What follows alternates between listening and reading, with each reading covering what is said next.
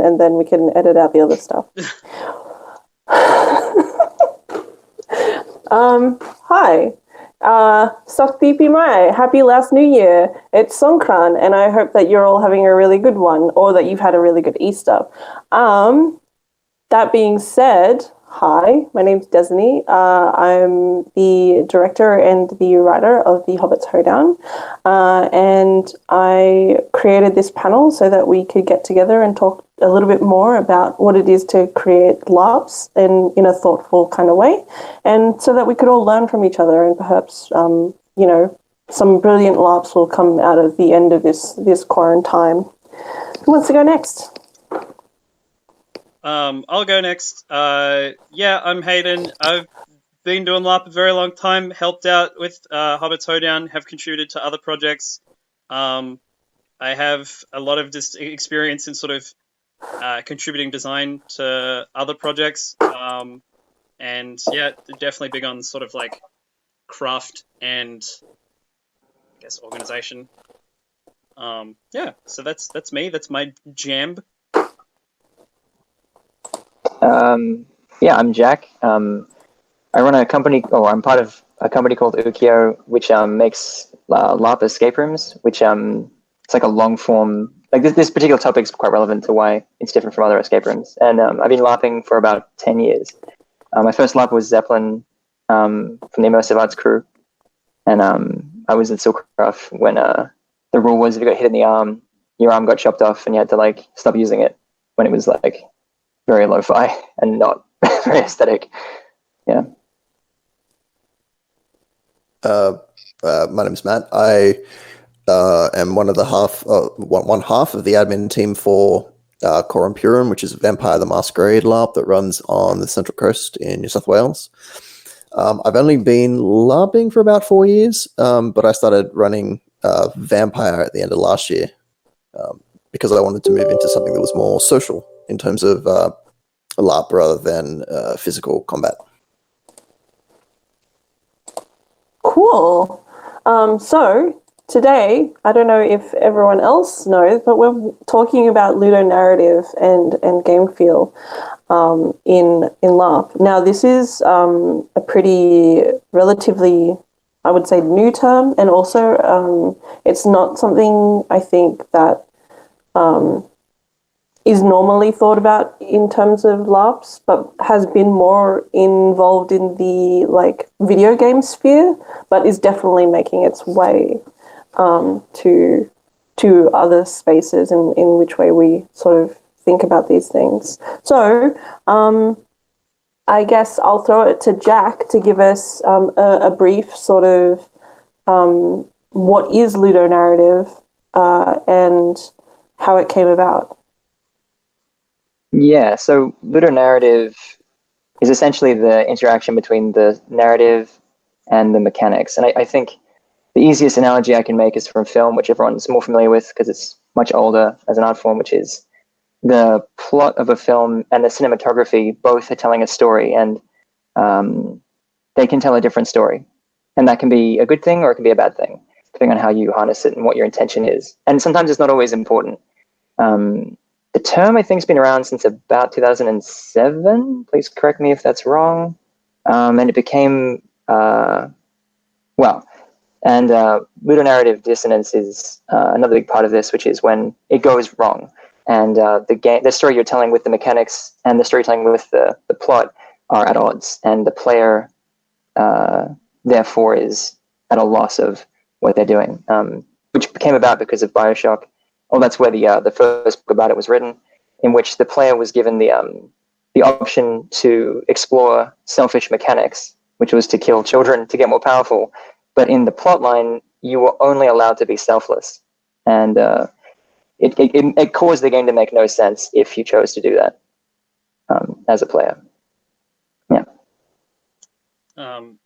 I feel like sort of a really good way to put, especially on the sort of film thing, is like sort of a way that you can tell a story with cinematography is if you think about like reality TV shows and the villain edit, when editing and the way sort of sound and stuff are framed, especially in American reality TV shows where they add like music and sound effects and stuff, can make people look villainous, even though, it's just stuff that's taken from an interaction. And especially, it's a major criticism in film when, you've got characters who are supposed to be bad, or heroes who are bad or something like that, but the film frames them in quite a sympathetic way, and it can be quite jarring. And in the same way, yeah, as Jack mentions, you can get that kind of dissonance in games. And it does apply to LARP as well. Like, there are some LARPs where you might have played it, and the mechanics of the LARP or the way you're supposed to play the LARP don't make sense in conjunction with the setting, or wouldn't be as good in conjunction with the setting as maybe something else. And so there's a sense of dissonance between what you're doing and how you imagine or how it feels that the setting should be experienced. And I think especially with interactive media like, video games, live action roleplay, tabletop roleplay, and stuff like that, ludonarrative is sort of a much more important component, which is why I feel like a lot of the knowledge people have about it does come from, in particular, video game criticism. In sort of the layperson's understanding would generally come from that kind of criticism.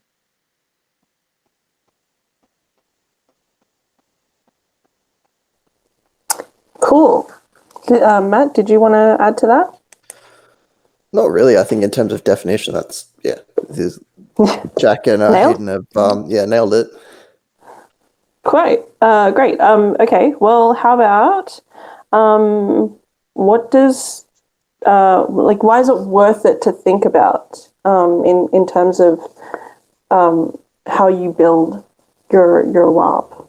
I actually have a really simple way of summing this up, which I'm not saying is like a hard and fast rule, but I would say that the narrative of a piece of art, and in this case the LARPer, the narrative affects the character, but the mechanics affect the player.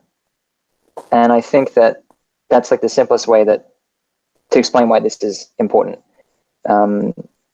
Because if you are trying to achieve something complex in the player, like as Josiah has been talking about and you've been talking about in regards to possibly even teaching them something, you have to consider how the mechanics are actually involving the player themselves.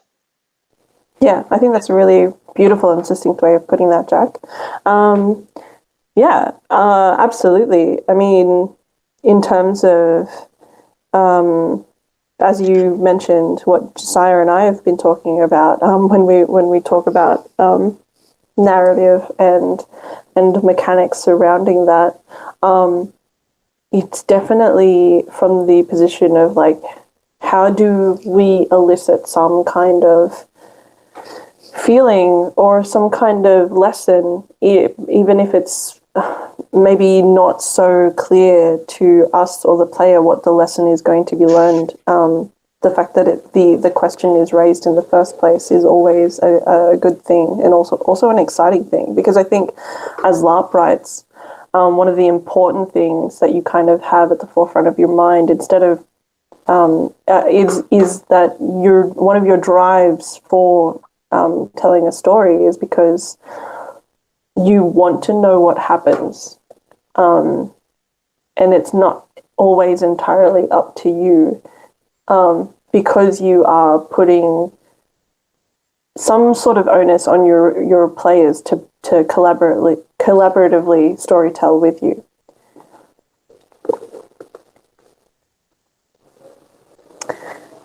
Anyone else want to add anything? So I think, leaving the floor open. I don't want to just I think so. One of the big things is like, why is this important? Is it especially like immersion, and not in the sense of like, oh, this world is immersive, but in sort of like as has been mentioned in previous sort of streams, one of the worst things you can experience as a player in a LARP is when you're doing something and suddenly something is confusing or jarring or annoying, and it takes you out of your character moment, and you're suddenly like, why am I doing this? Or like, this seems dumb, like I shouldn't be doing this. And a lot of the time this is sort of caused by, things that introduce some element of ludonarrative dissonance. Like an obvious one might be like, it's a game involving combat where the combat's supposed to feel epic and supposed to make you feel powerful, but then the complexity of the combat rules you're using, you keep sort of having to stop what your character is doing so you, the player, can count a bunch of numbers in your head, or, you sort of have to take a step away from what your character is doing in this big sort of speech moment to be like, oh, do I have the, like, in-character thing? And so it causes these moments of separation between you playing the character and you as the player having to be like, wait a minute, what am I doing? And so one of the key reasons to have a game where you've got sort of, ludonarrative harmony, I guess, as opposed to dissonance. So where you've got ludonarrative harmony, where you have your world's sort of narrative and setting components lining up with your mechanical and sort of more like physical or asset components, I guess, is because it means there's going to be less occasions where players step back from the game, even sort of involuntarily, and are like, wait a second, what I'm doing doesn't fully make sense. Because you want to avoid that at sort of all costs, unless like your game is built around that, which could be possible. But it's something that you sort of, in general, like most LARP rights, want to avoid that, want to avoid the situations where players are stepping back from the game and then like, this is dumb and it doesn't make sense that my character would be doing this. And so, yeah, it should be one of the first things you think about when you're trying to like set up your mechanics and stuff is like, what kind of setting and or game is this? Like, what is the way the players are going to experience the world? And then are the mechanics that I want to use going to assist them in experiencing the world in that way? Or experiencing the play space in that way? Because ultimately, like, how players experience the play space is like a huge part of the game that your players are going to have. Because the play space is, arguably the main component of what you're doing outside the players themselves. Yeah, I think what you mentioned, maybe the last panel, in regards to like power game is actually pretty relevant here as well. Like you want to kind of set it up so that the players in your game, and what I mean by that is players who are trying to win at all costs, whatever their self-perceived goal is in the mechanics, you kind of want to set it up so that the mechanics cause them to tell the story. Yeah, much like the the blooded in black powder. That's one example. There's lots of examples, but just to say that they do create a tension in the world, which is good. So it's almost like giving them the ability to. It's almost like harnessing them against their will because they might not necessarily want to be telling the story, but you kind of getting them to help out. Yeah, and I think that's a big part of it. And certainly, like that's a big part of what. I'm going to avoid making this sound like a plug, but at Ukiyo we do that a lot. So like we anticipate that there will be certain players who are going to approach the rules in a certain way, and we try to like leave space in the story for them to sort of utilize that about them. It doesn't always work. Sometimes it backfires, but if it works really nicely. I think Hayden sort of touched on it a little bit, but I think one of the fundamentally really important elements of building your world with ludonarrative in mind is when you're building your when you're world building. So having elements of your world make sense not just in the confines of the space you're using and everything else around it, but having the mechanics then interact with that world in a way that makes sense. So like if you have, for example, a LARP and you're dead set, you're going to have a cyberpunk setting, introducing a whole lot of steampunk elements may become confusing simply because steampunk is meant to be Victorian. How do your characters dress then? Does it make sense when you have steam powered elements going up against things that are meant to be about 150 years in the future in terms of technological advancements. Are you going to have a black powder gun come up against a sniper rifle? How do you balance that? So yeah, with your world building, I think it's also really, really important to be able to make sure that everything works together and then work with the story that you want to tell. So that's another reason to really pay attention to it when you're building your LARP.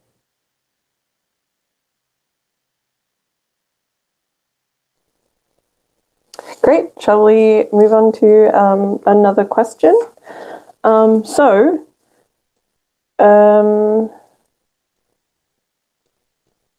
can the mechanics alter a setting's intended design?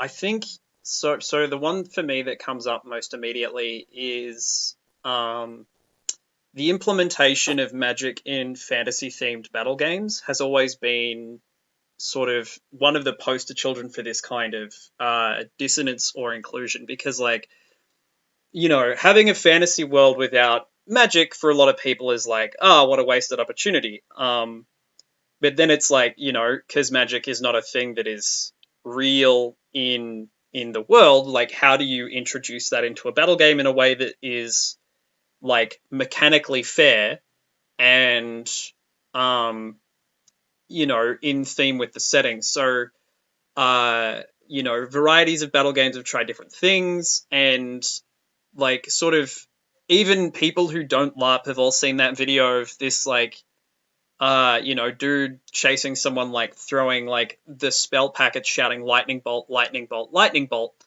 And it's like, outside that's like that seems silly, that seems hard, but this is because where you come into the problem of it's like, well, how do you represent magic in a way that makes sense for the setting, is mechanically balanced, that also like helps people sort of feel like that is what they're doing, because you're coming into this thing of dissonance where it's like you're making a call that like doesn't sound like a spell. Like you shouting lightning bolt doesn't feel like it's what your character would probably be doing. You'd probably be chanting like a spell or something like that.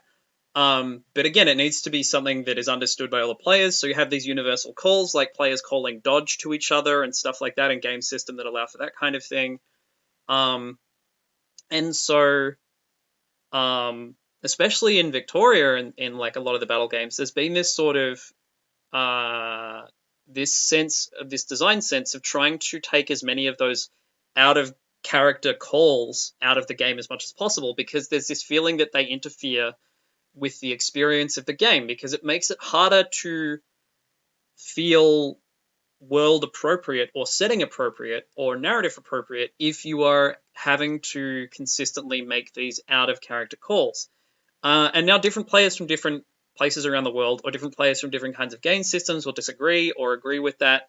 I'm not sort of here to pass judgment on whether or not that's the case, but sort of within the culture of LARP that I come from, and that Desiree and Jack come from as well, is that there's this sort of pervasive sense, especially in battle games, that out of character calls affect the believability and or immersion of the setting and can cause some element of that ludonarrative dissonance. So there's been an effort to try and keep those elements of like magic in the setting while trying to create mechanics that don't feel as dissonant with what you're supposed to be able to do. So it's like, I want my character to be able to throw a fireball. How do you do that in a way that seems convincing? You can't throw actual fire. Okay, we'll have a physical representation of like a painted foam ball. Okay, how do you communicate to other players that they are being hit with a fireball and not like a rock or something?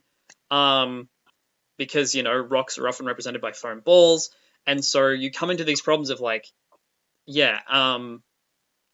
of representing this sort of this feature of your world in a mechanical way.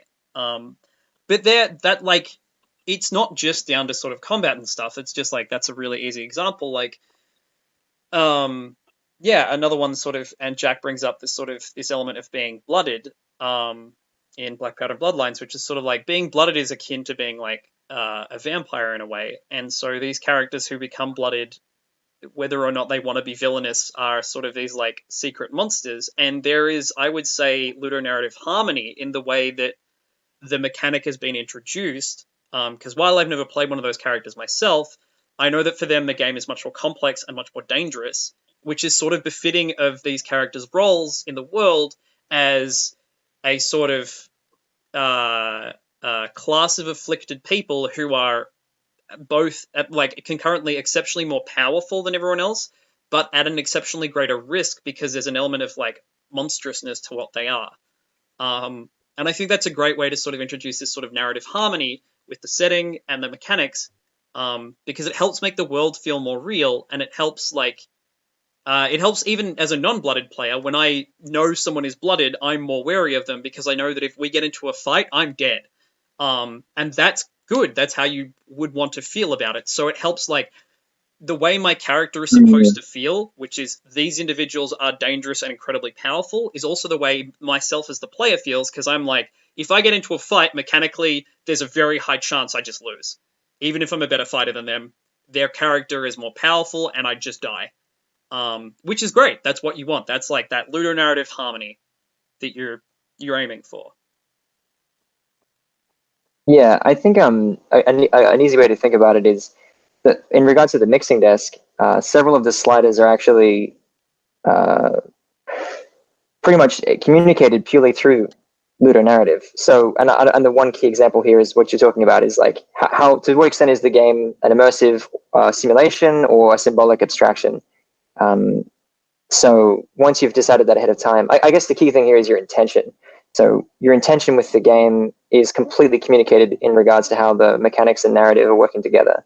So if you have made a game which is highly symbolic, and there is a lot of, if the mechanics are like deliberately poking fun at the narrative, and that's implicit in the design, you can have lots of rule calls and it fits.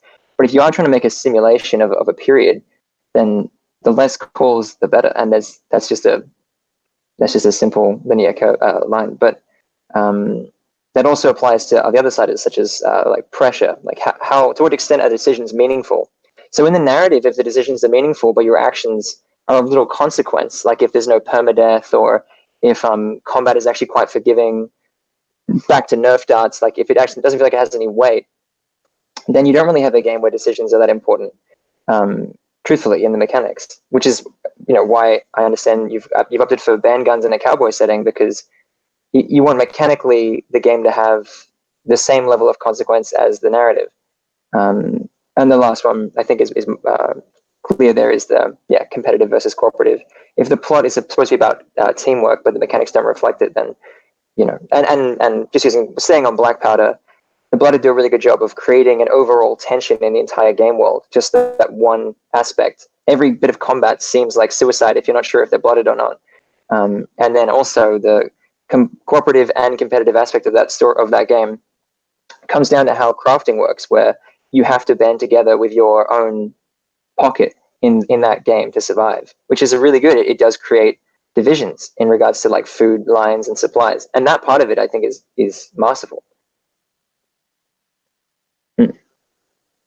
So one of the, you just sort of touched on it there. One of the ideas that I was going to bring up is the idea of experience and currency in a game, and how that interacts with your narrative. Because if you have, say, you've got a game where your advancement is purely through currency, and it is a role-playing game with combat elements, most players who are proficient with combat are going to make most of their money through that, by attacking other players, taking that currency, unless you have rules in place which forbid that. But then, that sort of shuts them out of a play style. So do you just have currency, or do you have an experience point system as well? And how do you incorporate that into your narrative, your gameplay? Do they simply just get stronger because they've been in this town for 5 weeks? Or do you have to roleplay advancements? Do you have to do they have to roleplay and buy things? And that, again, does it go back to skill instead of playtime? How do you balance that for competitive players and casual players? I think it's one of the more interesting things. It's just that character advancement for me that I guess sort of struggled with when I'm writing my games. Is like, how do I get my players to level up, and how do I keep that balanced between different types of players and new players versus veterans? Yeah, I think that's been something that I guess is it can be difficult for people to come to your game brand new when everyone's like supremely leveled up.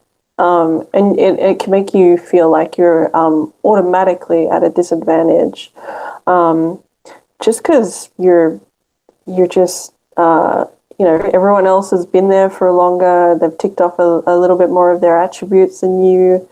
I guess that's something that I've not loved in class systems that I've been a part of, and it's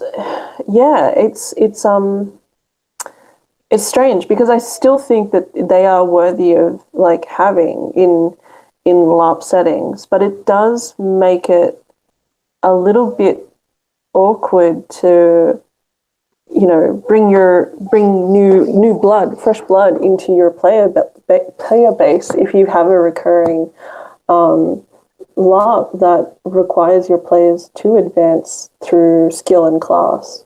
Well, you also see something of the sort of the other direction in some sort of player skill based games where you have particularly like when you have like leaders and stuff who like have been in it for a few years, become like really basic, and then so you'll have new players who are like, oh, this is my character, they're like really epic, they're really storied, but because they're new to the game or they're new to the hobby as a player, they're not actually very good at fighting, and then you'll have someone who's been playing for 5 years but is playing this sort of like dog shit militiaman who's never had any formal training and who's basically using like a pitchfork or something, like wipe the floor with them because they're more experienced. And that again is another case of like that kind of dissonance. In the same way that like, an example again to go back to Black Powder is it's like it's a world where you're in this hostile territory and the forest is full of monsters and like towns are the safest place to be because of all these monsters roving the wilds.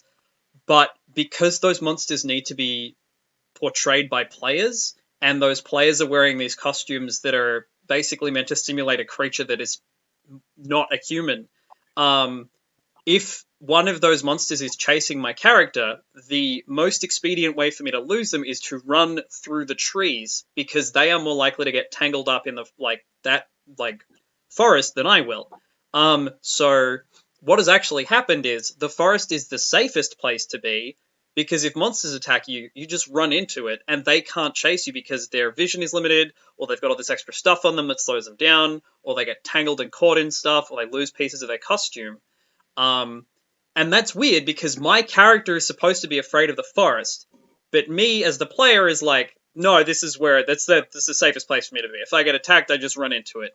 And again, so it's sort of this thing of like, even if it's like I'm choosing not to play in the most competitive way possible, I'm choosing to like lean into how my character would feel about it and make decisions based off how my character would feel. That dissonance is still there because it's harder to simulate fear when me as the player knows that the situation where I'm most at risk is where my character would be least at risk.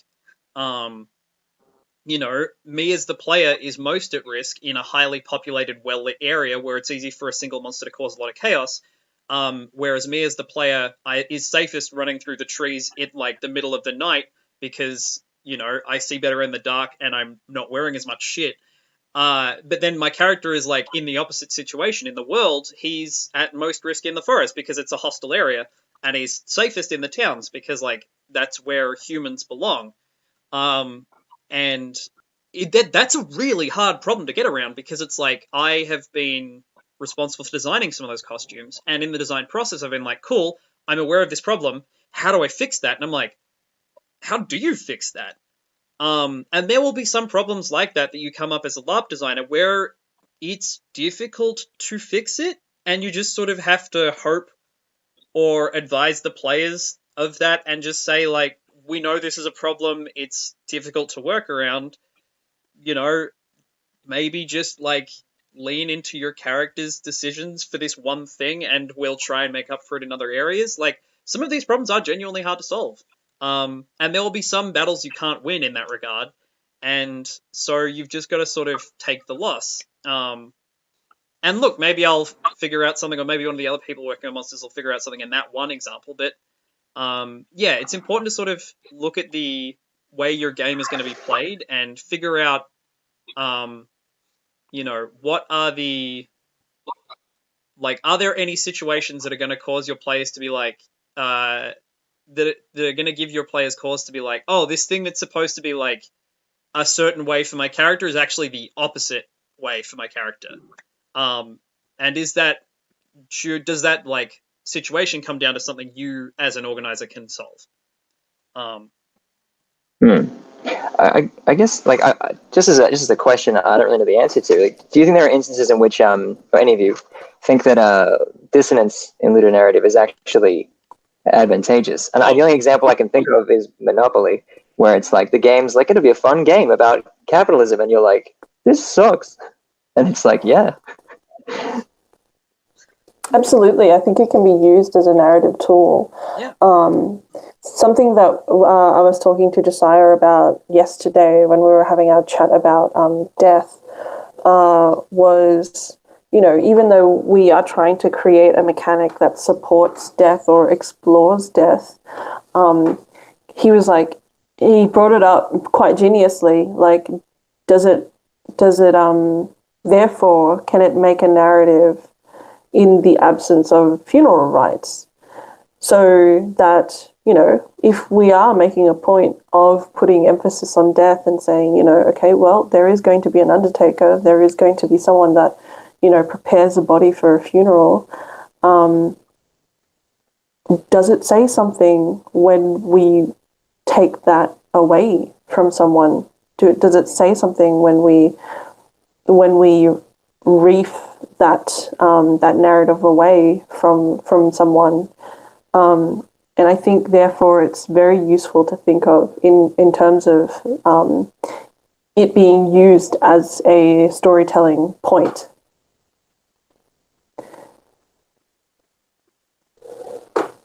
Yeah. Does that make sense? I'm just going to very quickly answer. Someone asked, like, favorite D&D race. Wood Elves every day. I love the hippie vibe. That's all I wanted to say, just so the chat feels like they're being heard. Yeah. In terms of dissonance, I feel like, you know, it can be really handy to have. Because it's like sort of something that you mentioned previously is like,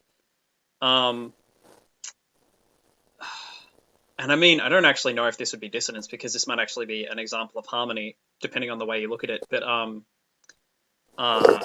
like playing a character in a game who's supposed to be like, you know, I'm extremely religious, super into my religion. There are these mechanics that I am fully aware of that, like, you know, are a reward for the amount of faith and effort I put in. And then when you do those things, the way it's introduced back into the game is it's always in a way that doesn't seem to make sense or is not visible. So you don't, like, it's not like you get like a letter from God saying like, nice one, here's your receipt. You know, something happens or something may not happen, something that was going to happen that you didn't know about ends up not happening. And like, that sucks. Because as a player, you're like, I put in all this effort and nothing came out of it, and it doesn't look like I had an effect on the world. And like, you are having a bad time because of that. But if you were told the effect you had on the world, that would undermine that system. That would undermine that mechanical system. And again, like, I don't know if that is an example of dissonance necessarily, but is an example of a player having a bad time, but that making the experience more real. So I actually guess it's an example of ludonarrative harmony, because it's like, you're supposed to feel like it's shit, and you do feel like it's shit.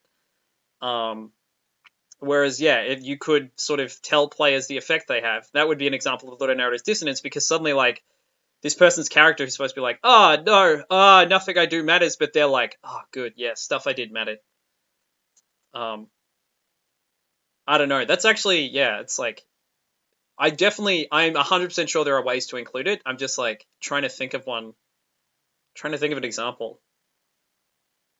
Someone else go. Matt, you haven't spoken in a while. Yeah, I think it definitely comes down to helping your players and characters feel included, that their actions matter in terms of the story, but also that the story that you're telling as a storyteller is able to be told. Not having the correct mechanics in play is going to disadvantage everyone, not just the storyteller, all the players. As you said with your example of the monster running through a forest and not being able to do that properly. It's a hard thing to fight off when you're writing your rule set. Do you just not use that monster, or do you just do you create boundaries? Do you create specific rule sets for that monster and complicate the game more? I'm not sure how to fix that particular issue. But it is one of those things where you really do need to focus on when you're writing the character. Does it fit? And not only does it fit, but can you use it properly and in the way you intend? Yeah. Cool. Well, does anyone have a really good example of an experience of ludonarrative being used quite harmoniously in a LARP game with its mechanics? Who wants to go first? Again, I've thought of an example, but I'm just trying to figure out if it actually applies to this.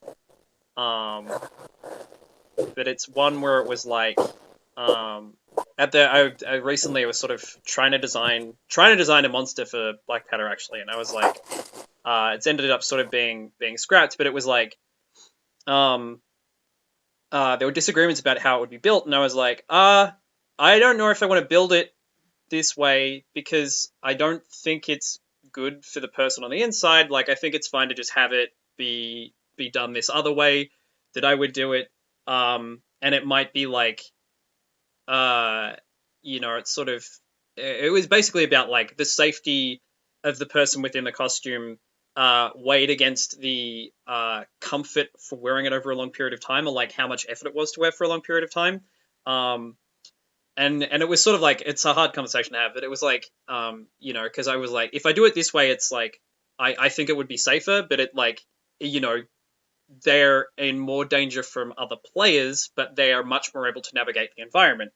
And it sort of came down to a thing of they're like, well, because, we don't want the players to just attack it because like the intention was that the monster, the creature would be in non-combat, but like, it was sort of like, but what if the players attack it? Because then the person within the thing, the way you want to do it, puts them at more risk from other players, even though it does make traversal easier. And I was like, well, players are actually really, really reluctant to start fights with monsters because of the ban guns. Like, because melee weapons in the game so often don't do a lot to monsters, and ban guns, like, if you hit something with a ban gun, because the creature is often a person in a skin-tight bodysuit and they're getting hit with a rubber band, that actually stings the person, and so they stagger when they're hit, which is like, so like shooting things with ban guns does help a lot. Although, yeah, again, something not a thing where we want, and I'm trying to help resolve that as well. I don't want the players piloting the monsters to be, at physical risk. But sort of there was this thing of like, I was like, yeah, because if a player starts a fight with a monster by shooting it, monsters almost never take one shot to down. Like, it's usually a whole bunch, and unless you have like 15 people shoot it all at once, it's not going to do a lot. So if you start a fight with a monster and then that monster gets mad and attacks you, like, you're done. Like, and so players are really reluctant to do that. And so I was like, I think we don't have to worry about that too much, because so long as the monster isn't outwardly aggressive and it's just doing its own thing, I don't think the players would try and start a fight with it, because like players only generally do that because of the risk associated with starting a fight in the game. Players will only do that when they feel either like they are forced to or like they have an overwhelming advantage. And so, yeah, it's this sort of thing of like, again, if you're in this world of these like creatures, it would be like sort of unbelievable to try and start this extermination campaign for all these basically native monsters in this world. And it's sort of like, these colonizers, especially the humans in the game, are sort of here in this hostile place, and it's like, trying to find and exterminate every single monster they come across is just not practical, because the amount of resources you have to put in each fight and the danger involved in each fight is unbelievable. And I was sort of like, yeah, like, players are actually really reluctant to fight things unless they're forced to, because, like, even though I as a player want to do fights, I really like them, it's also really dangerous. And like, again, like, your characters are supposed to sort of feel like it's like, oh, maybe I'll let this one slide, because even though this like foul creature is an abomination under God herself, it's like, I can't start a fight with this thing because it's not started a fight with me, and doing that would be like wild.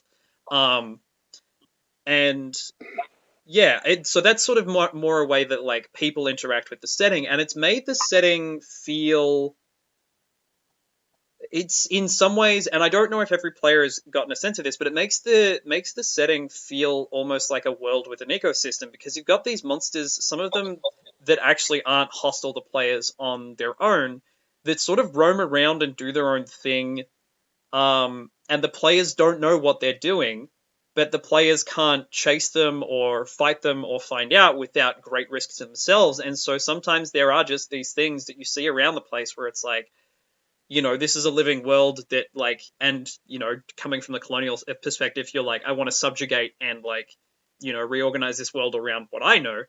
But you can't, because like, again, just the combat mechanics of the game are so punishing to starting a fight if you're underprepared or you don't have an overwhelming numbers advantage. And I found that has been really helpful for feeling like the setting is a real place. And I sort of want to help contribute to that more, because the more of this sort of like, you've got this smorgasbord of like hostile creatures that may not even be hostile, that you can never really start fights with unless it's like a pressing need to do so. Like, that will help make the world feel more like it's a living thing with a living ecosystem, rather than like a game where occasionally the NPC cast are put in costumes and sent to fight you because like the GMs have noticed there's a lull. And that's a good thing, because the world is supposed to feel like a living, breathing world.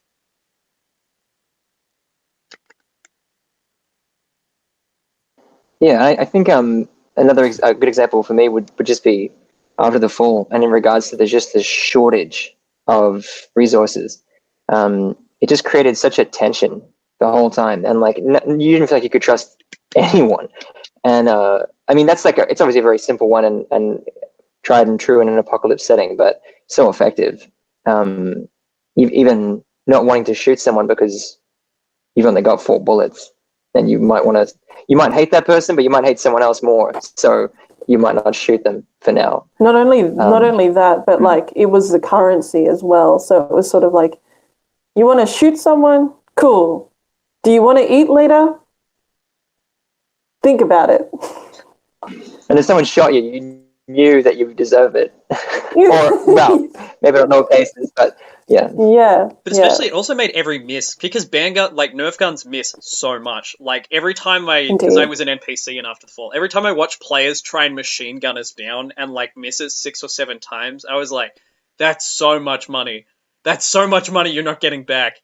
And I mean, yeah, I have no idea what that was like for the players who were doing that shooting, who were like, using all this currency they had. But I knew for us, like, as the NPCs, it was like, we didn't have that, because, we were the ones who were supposed to put bullets out into the world, so we could go hog wild. And, like, there was way less consequence for shooting for us. But, yeah, I was always, like, curious about, like, what it was like as a player to, like, fire 6 to 10 shots into someone and have, like, 8 of those miss. Yeah, and it also like I think. because sorry. Go ahead, please. Okay, mine's short. So the first ATF I just NPC'd as like well, I played as a stalker. I don't know if you're all familiar with that. It sounds bad, but it's like someone who ventures into irradiated zones to either find riches or overguide. Yeah. Chernobyl, NPP, yeah. And but so I just had at the time I used to smoke, and so rather than get into gunfights, I would offer people cigarettes or ask for a light to avoid spending precious bullets. And it forced me to do that, which was an incredibly enriching experience because mechanically I was interested in befriending people quickly to avoid getting shot. And it meant that like I was this sort of sly Russian. I had a full Israeli gas mask, but I would pull it off just to ask for a light. And it was like, it just created this really interesting sort of flavor to the game, all stemming from scarcity, which, yeah, was cool. You go, Des, sorry. Yeah. Yeah, I think more often than not, it also created like a much more, if you were sort of scant on bullets, then the melee that you had with other players or even with NPCs was so, it somehow felt scarier. Like I'm not really scared of getting into fights at Soulcraft, obviously, because it's like death doesn't mean anything. But when it came to After the Fall, melee fights felt scarier to be a part of because they were so much more threatening to be a part of because death was way more of a threat. And it didn't, like, even though the last character that I played for After the Fall was like a tank, like she was pretty stacked in her stats. And most of the time, the style of fighting that she did was melee. There was like a sense of urgency that was to it that felt way more violent. Even though like guns were much more dangerous, but like the act of having like a much more close quarters sort of fight with like weapons that you would literally try and give someone blunt force trauma with, it would feel a lot more violent because of the rest of the combat mechanics around it, I guess.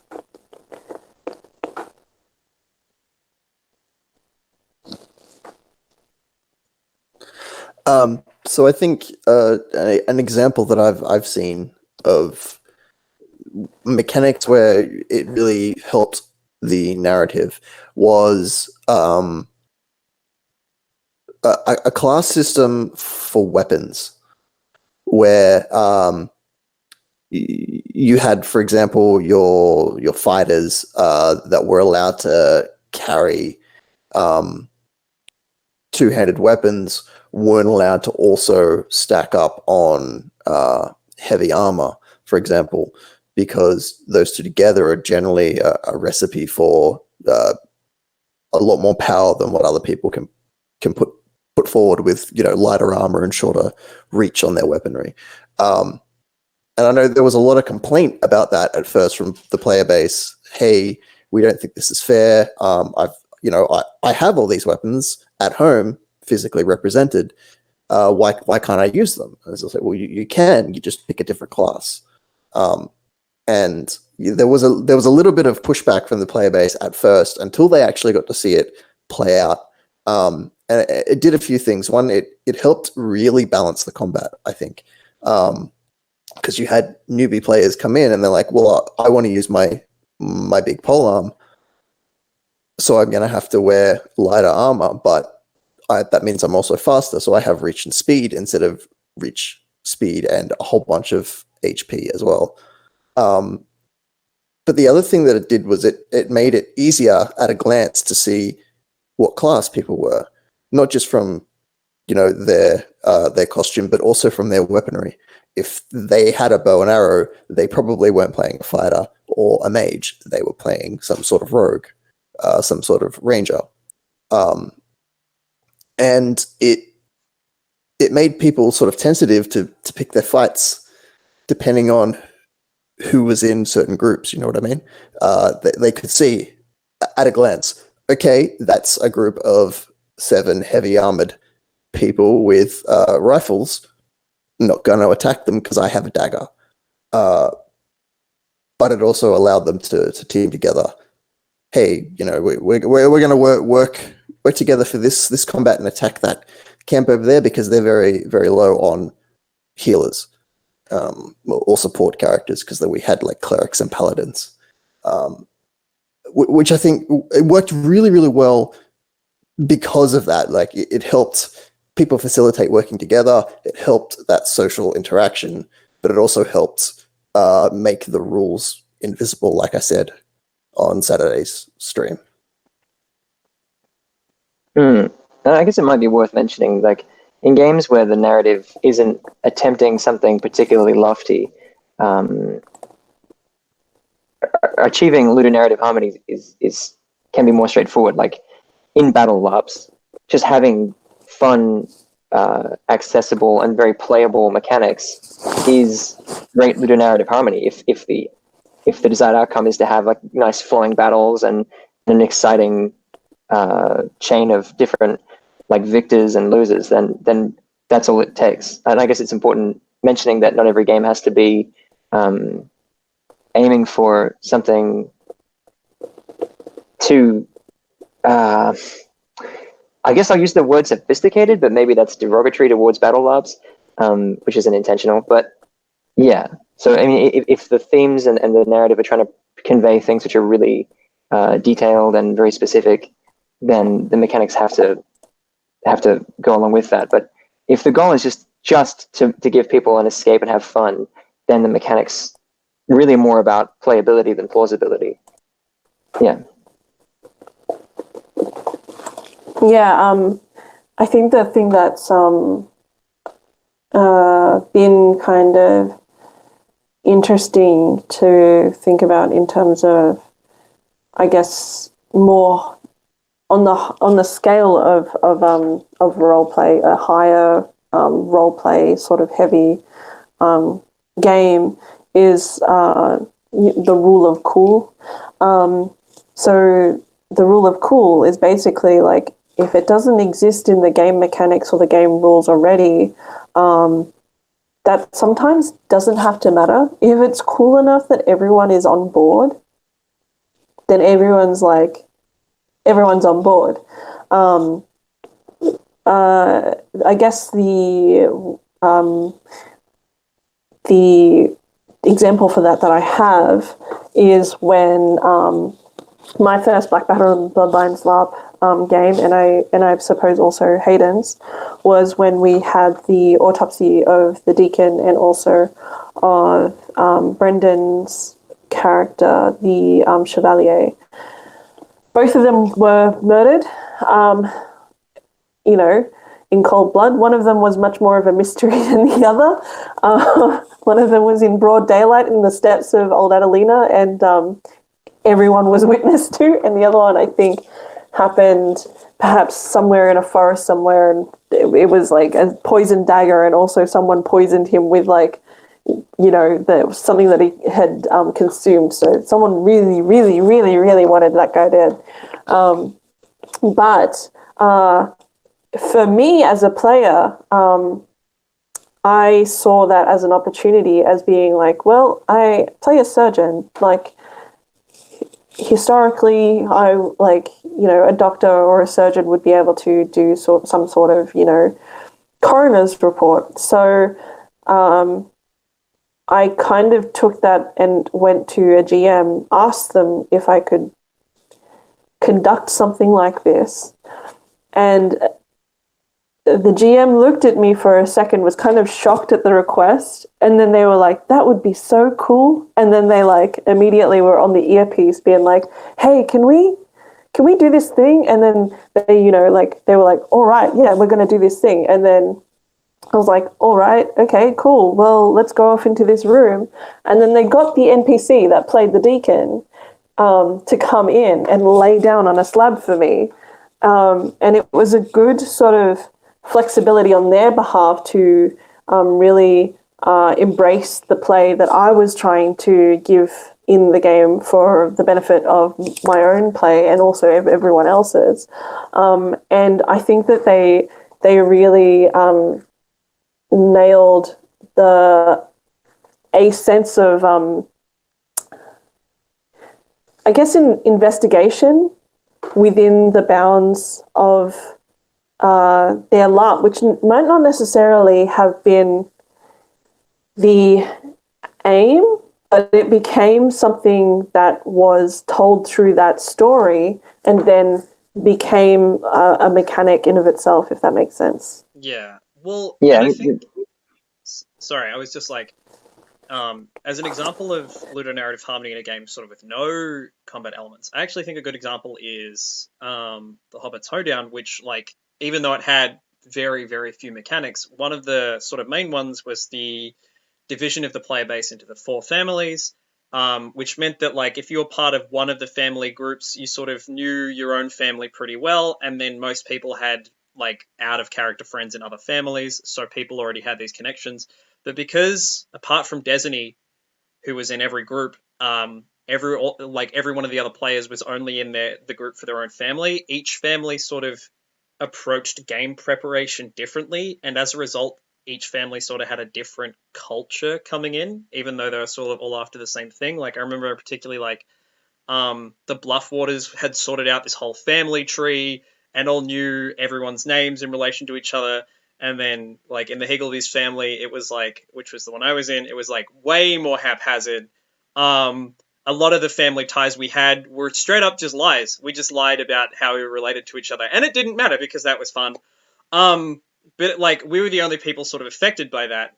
But it was like, it was really interesting because also once players got out into the world, because you had these friends who were your out-of-character friends in other families, you sort of gravitated talking to them, but they also had these connections to their own families, and so then you'd meet these other family members through that person, and so it made because the game setting was supposed to be this setting and narrative of these 4 families coming together for a family reunion. It felt like that because these 4 distinct groups of people who'd been arranged as 4 distinct groups of people felt distinct, but still felt like there was a connection and a sense of, like, friendliness between them because of the way the game had been organized prior. And again, that game didn't have a lot of mechanics, but that was an example of sort of ludonarrative coming into play, because if the players had been organized differently, like say you'd had all the players never divided into 4 distinct isolated groups, it would have felt much more homogenous, and there would have been less sort of like cultural distinction between the families, and that would have made it feel less like a family gathering of 4 different families. And I think that was something that worked quite well in that regard. Well, yeah, I think that please go ahead.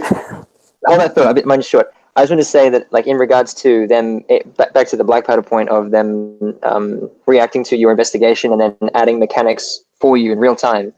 I mean, I think that's what good GMs have to do is react to what the players are looking for and make sure there's something there for them to find, especially if the game includes so much implicit secrecy and then the players are trying to find creative solutions. Like, there absolutely has to be almost an expectation that players are going to veer off the mechanical roadmap, and there has to be flexibility within the organizational team, and maybe even like some loose pre-planning for what to do in those situations, to make sure that players, because I had a less ideal run-in with a similar situation in Black Powder, but I don't think they're at fault. It's hard to run so many moving pieces. Where I was trying to investigate the death of Duncan's character, Jasper, who was the orc who came to live with Charleston, and that character went missing. And I was pursuing like an investigation of investigating Lady Gorst's home to find maybe the body or some clues, but I wasn't catered to in that moment, and it broke my connection with the game world utterly. And I think that's a pretty clear marker of where my and this isn't meant to be a criticism if the GMs are watching. These things happen. I'm just expressing the point. From that point, my character felt completely disconnected from the world because I had invested so heavily in this plot line, and it just sort of ended at a point where it should have logically continued. Yeah. But I think that was more about them having a lack of manpower rather than them being, having bad design. I just mean to say that I think creating strategies or backup plans or safety nets so that there are very quick structures that can click into place when players do run off the rails is like absolutely key. Because if that, it only takes one screw up like that to break a player's connection with their character, and then getting them back is almost twice as much work as it would have been just to catch them in that moment. But yeah, sorry, I didn't cut you off. Oh, no, that's okay. I was going to say that I would say that The Hobbit's Hoedown doesn't have many rules, but it does have mechanic.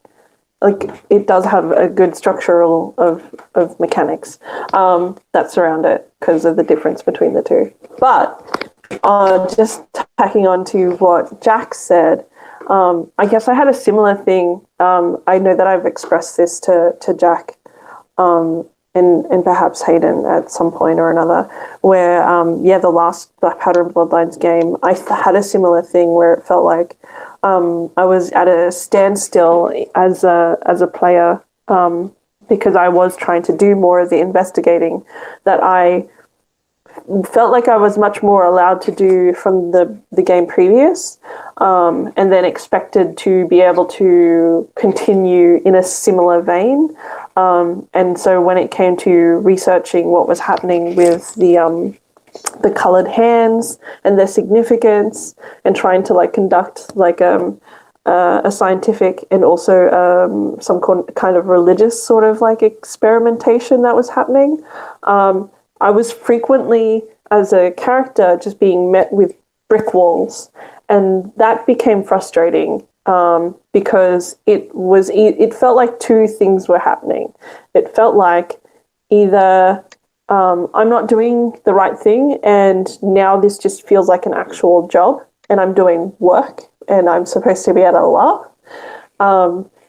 And it also felt like maybe the GMs didn't plan for this amount of writing, or that they don't want me to know something, so they're just giving me nothing more. It didn't matter what I did. And so, and I didn't get any indication like, well, you're not actually going to get anything else out of this. And so it was just sort of like, well, I don't even know if I should give up. I don't, like, it feels so unuseful. And I didn't know whether to be frustrated with that as a game aspect or feel like it was a flaw, but like, Well, it's I didn't really know what to do with myself. Or do they want you to feel hopeless? I mean, yeah. Yeah, it's interesting you mentioned the thing about a job as well, because like a lot of games are, sort of rather than a class system, a lot of games do have the feature of a profession, so to speak. And like feeling like you are doing that profession. Like there are, some players who go to, combat games that include a town and want to be a town guard all weekend and do that. And like feeling like a town guard is part of the experience for them, even though the actual experience of being a town guard is boring as shit because you're standing around waiting for things to happen, and there'll be long stretches where nothing happens, but that's what the player wants. Like they want to experience what it's like to do that profession. And so that's another thing where it's like, it could be an example of, ludonarrative harmony, where your character feels like, you as the player felt like you were doing a job, which was your character's job, but that wasn't fun or good. And so it's like, is that a good part of the game to have? Do you want like, because that's like, my character in the game is a constable. I felt like a constable. But I was deliberately bad at my job to make things happen. But no one punished me for that because I think everyone was too distracted by the things that happened because I was bad at my job to punish me for it. But it's like, like I felt like I was doing that job. And there are a lot of times where I was standing around with the other soldiers and it felt like that's what we were doing. Like we were, bottom of the heap soldiers who were talking shit while guarding things because you have nothing better to do. And I was like, this feels like what my character is doing. But again, just arguing about soil and farming in the frickin' morning, and just as loud as you can. Don't forget bayonets. But it's like, and this is a key part because it's like, as you mentioned, it's like this is supposed to be a LARP, not a job, and it's like, you know, people go to LARPs a lot of the time to escape their daily life. So if you do have professions as part of your LARP, is it good if players feel like they're doing a job? Because I would say in many cases, yes, but also sometimes like, because like, especially within the apparatus of capital, like labor is sort of so monotonous and so repetitive. And so if it feels like you're doing that kind of monotonous, repetitive work, which is fun to very few people, is that a thing you want in your game? Because it does tie into the fact you included professions. Players feel like they're doing the profession that they signed up to do, but, you know, is that how you want those players to feel? Because is that a good experience for them to be having? Is that the experience you want them to be having as a designer? As well as one of the ripple effects, I guess, of that happening was for myself or for my character, you know, normally she is a kind of so investigative that she's able to be quite abreast of a lot of information, and that means that she can then filter it to other players and to other characters who are then have this expectation of, well, if I go to Darcy and I ask her about it, she will be able to give me information. And then for the first time to be like, I don't know, like, I'm sorry. And then they just be like, oh, well, you obviously just need time to be able to see a GM about it. Like they were thinking in meta terms, like, oh, you probably just need to talk to a GM. And it was like, no, the GMs are still not giving me any information. Like I can't actually give you more information when there is an absence of such thing. So it was really, really kind of frustrating in that realm because it was like, well, normally I do fulfill this role, and I am being forced to not be able to fulfill it anymore. And that kind of made me feel a little bit more useless until obviously everyone started getting shot up in the docks, and then I was just running all the time. But it's still, you know, like, what do you do when people aren't dying? Where's the drama? Where's the drama? Yeah, well, it's like, as a soldier, like, what do I do when there's nothing to fight? It's the only thing my character is supposed to do, which is why I was like, oh, I'll become constable. That way, like, you know, me standing around has a purpose. And then it ended up being some of the most fun I've had at a LARP. Yeah. So it's like, yeah, how do you manage that within a game? Yeah, I don't know. Matt, like, because I don't know much about Vampire. Does it have, like, professions and stuff? Is that a thing that you've encountered? Not so much professions. We do have a so the game takes place in a court. So it's like the court of vampires. So there's a hierarchy, and there are roles that you can have. So for example, the two admin characters, myself, I play the prince, who is like the head vampire for this city, the city of Sydney and New South Wales as a wider state. And my co-admin plays a seneschal, who is essentially his right-hand man. So if you think of like the job of like the president, the seneschal is the advisor, the one who actually does all of the stuff behind the scenes, while the prince just is the face. And in vampire society, actually wields most of the power physically. But socially, it's usually the seneschal who has that power. So it's a fun dynamic.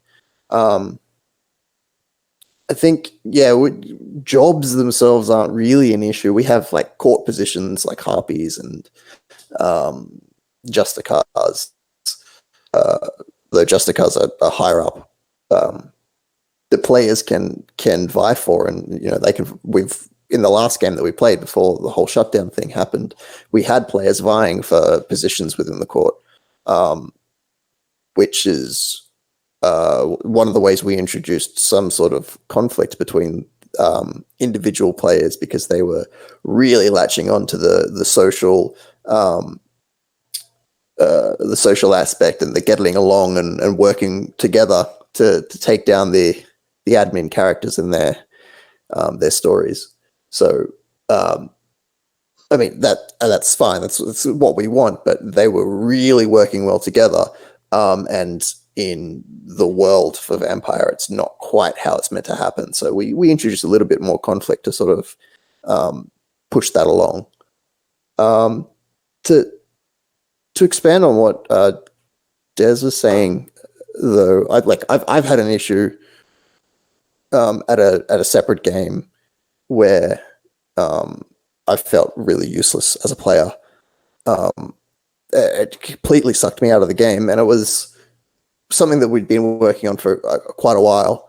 And one of the game runners at the time just decided, no, I don't like that definition of that thing.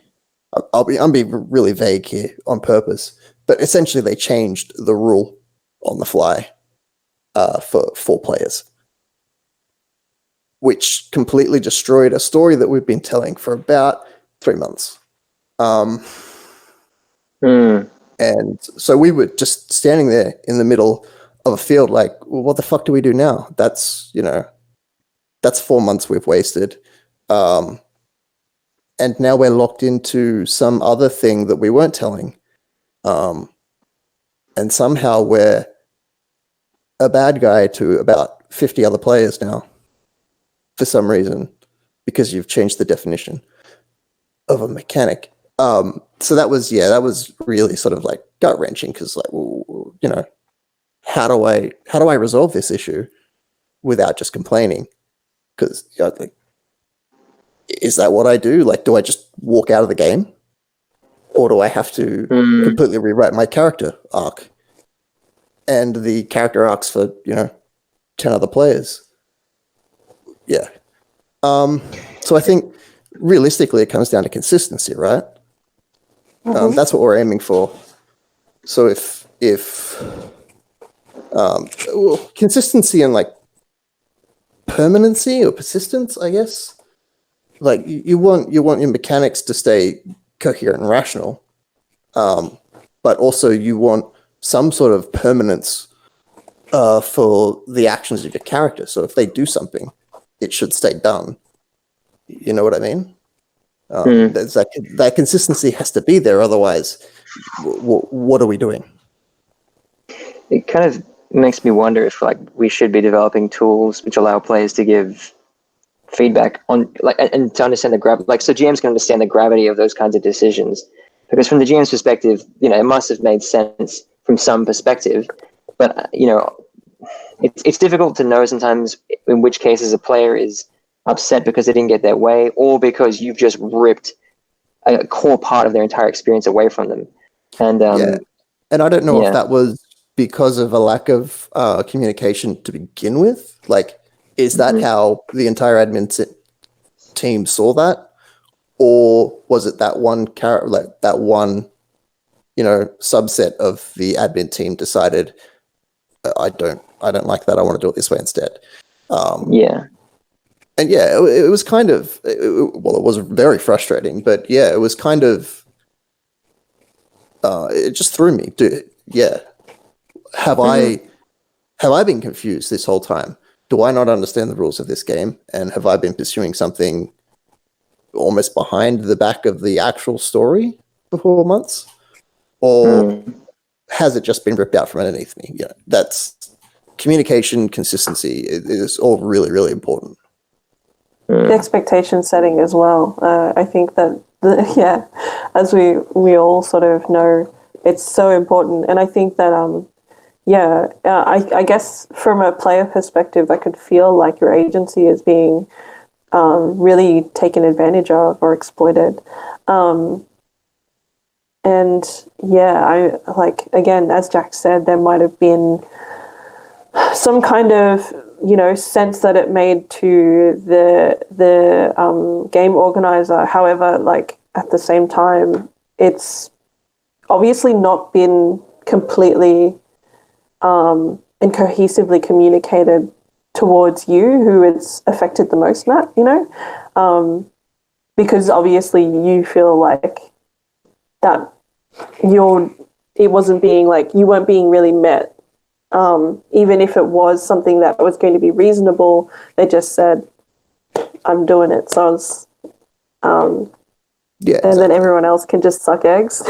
Yeah, well, it's sort of like it seems similar to like sort of going back to the thing like last time I was talking about sieges at Swordcraft, like, you know, that first event Rick was talking about, like, you know, we sieged them during like lunch and they had to start in this certain zone in order to take part in the siege, and they couldn't start because we got them during lunch. So they changed that rule the next quest, which made sieges way too easy to defend against because you know, the gate was the only way you could get through, and like once you died, you couldn't come back into the siege. So then they changed them again the next event, which made sieges way too powerful for attackers because they changed the rules about coming back from respawn, um, which, like, yeah, again made them too powerful. So then the next event they changed sieges again, because it's like sieges were never working the way they wanted, and each solution they introduced to fix the problem of the prior one would create a new problem. And like that's sort of, you know, sometimes that happens. Like it's really hard to know how you're going to fix this. Like a lot of the ideas people had were, you know, tried, and then it was like, oh, no, this fully does not work. Probably like, you know, one of the last ones they tried was they added, so they got rid of a lot of the stuff that made it too easy for attackers or defenders, and then added walls made of hay bales, which gave other points of entry, which was good. Um, and then those had like big safety risks, like players running across them got injured and rolled their ankles and stuff like that. So yeah, there were quite a few like times where it was sort of like players trying to figure out exactly what was going on. Um, and like, yeah, there were times where GMs on the fly had to make calls because they were like, "Oh, these change we made clearly did not work." Like these rules are in and very often with Swordcraft, it comes down to unsafe play. They're like these rules have created this thing for unsafe play, or this thing we didn't think was going to be a problem is a problem due to unsafe play. So we're going to have to make a ruling for or against it. And again, because it was a competitive game that would upset players. Um, but it's like, because, you know, how do you playtest a siege with like your organizing team of like, you know, 5 to 15 people? Like some of these changes you're going to make, you've just got to throw ideas at the wall and see what sticks, and you won't be able to see what sticks until you have like 150 to like 500 players go through this mechanic. Um, and like, in order to know whether the idea was good or bad, those players have to have a good or bad time. Um, and so it's like, yeah, do you make a change on the fly that like will affect a small number of people and really upset them, or do you try and introduce like a change after the game and just let things fall how they may? And I do think that is like that's a really sort of that's a tough question to answer, and I think like ultimately, like, you know, um, like siege, I always enjoyed sieges at Swordcraft, but there were definitely times like there were calls that were made that gave me bad feelings. There were calls that were made in my favor that gave other people bad feelings, and like that's just sort of the nature of the way they were trying to introduce the mechanic. Like it was really difficult mechanic because you couldn't do it any other time. It could only happen at these big events. Um, and so it was like, yeah, like there will be other stuff, you know, short sort of during games, like you mentioned, Matt, where it's like changes are made on the fly or a mechanic doesn't work the way it was communicated, and it's like, you know, how do you change that? Or like, if it does need changing, how do you find out what change needs to be made? Because especially when you're in when you're in a system where it's like a solution to the previous problem creates a different problem, and then the solution to that problem creates a different problem. Like, you know, how do you approach these as a game master or as an organizer or as even a player? Especially if it's like, you know, and sort of tying this back to Ludonarrative, like maybe the solution to a problem that you're having sort of in terms of like unsafe play or players having hurt feelings or being unsafe either physically or emotionally or like in any manner of ways, like you're like, okay, we'll alter this thing about our game, and then it affects the Ludonarrative, and it means that the game is no longer being interacted with in a way that makes sense for the setting and the play space. And so it's like, now the game is harder to play from a Ludonarrative sense, but it is sort of better to play from a player safety and well-being sense, which is more important. And sometimes you'll be able to, you won't know ahead of time. You'll be like, I think this mechanic will work ludonarratively, but I won't know until players experience it. And it's unlikely, if it's not good, that I will be able to change it at the game. I will just have to wait until the game is over and those players give me that feedback, except I will have known the feedback already because I could see it within the first hour of play. Yeah. And again, that's another really tough question to answer, especially dependent on the scale of your player base. Because the bigger the player base, the more people you have to disseminate that information to if you do make a change on the fly. Yeah, so that's, well, I think one of the things we've spoken a lot about recently is updating mechanics on the fly or fixing things once we've ruined them. But in terms of designing from the beginning, is there an approach you take to try to make sure that you have something that does have ludonarrative harmony? Well, to go into the example that sort of myself and Des have used about us, it's cowboy LARP, want to use band guns, is I've literally taken the thing that, because I was when I was talking about the monsters and I was no, players are really reluctant to start fights with monsters because of and I was oh, so much tension in those fights. Yeah, I remember some of the gunfights has been they started really quickly, they were over really quickly, they were very deadly, and they were very tense. And sort of, so that was a thing where I was I think for the setting it makes more sense, and it was informed from prior experience. But prior experience is a really good tool to use because, you can sort of take things that have worked in other settings that will work for your setting and introduce them, and there might be interactions between those different systems that cause problems, but you won't know until you try. And sometimes the real question is when it's something new, something no one's ever tried before, what do you do? And the short answer is you try and game test it in conditions that will match your game as closely as possible. But even then, again, going back to the siege thing, sometimes that won't be possible. You're just not going to be able to get 500 people down for a siege to test this mechanic out before the event. So this is why I sort of I'm look at material outcomes. When you're coming up with a mechanic no one's tried or that you have no personal prior experience with, or no one has prior experience, what do you expect the material outcome of that choice you're making to be for your players or for the game? I think I think. Sorry, I'll just throw in very quickly. I think the key thing, because you asked for what tools do we have or what methods do we have, and I mean I don't know of any that are pre-existing in that sense, but all I know is that if you can summarize your intention and distill it as simply as possible, then at least in testing you can have data points between some sort of a spectrum, and maybe there are various sliders in much the same way as the mixing desk, but I think you can't do anything unless you have a very clear intention, and that's really the only tool I think that I'm aware of, strictly speaking. But I would love to know if there is some sort of a handy chart or wheel you can use to that would be great. Yeah, I guess coming off of what you just said, Jack, I mean, and what Hayden was just saying, that's basically how I wrote The Hobbit's Hoedown, was an understanding of what I wanted my players to do, or something that Matt mentioned in the previous live stream, which was what is the question that you're asking with your LARP.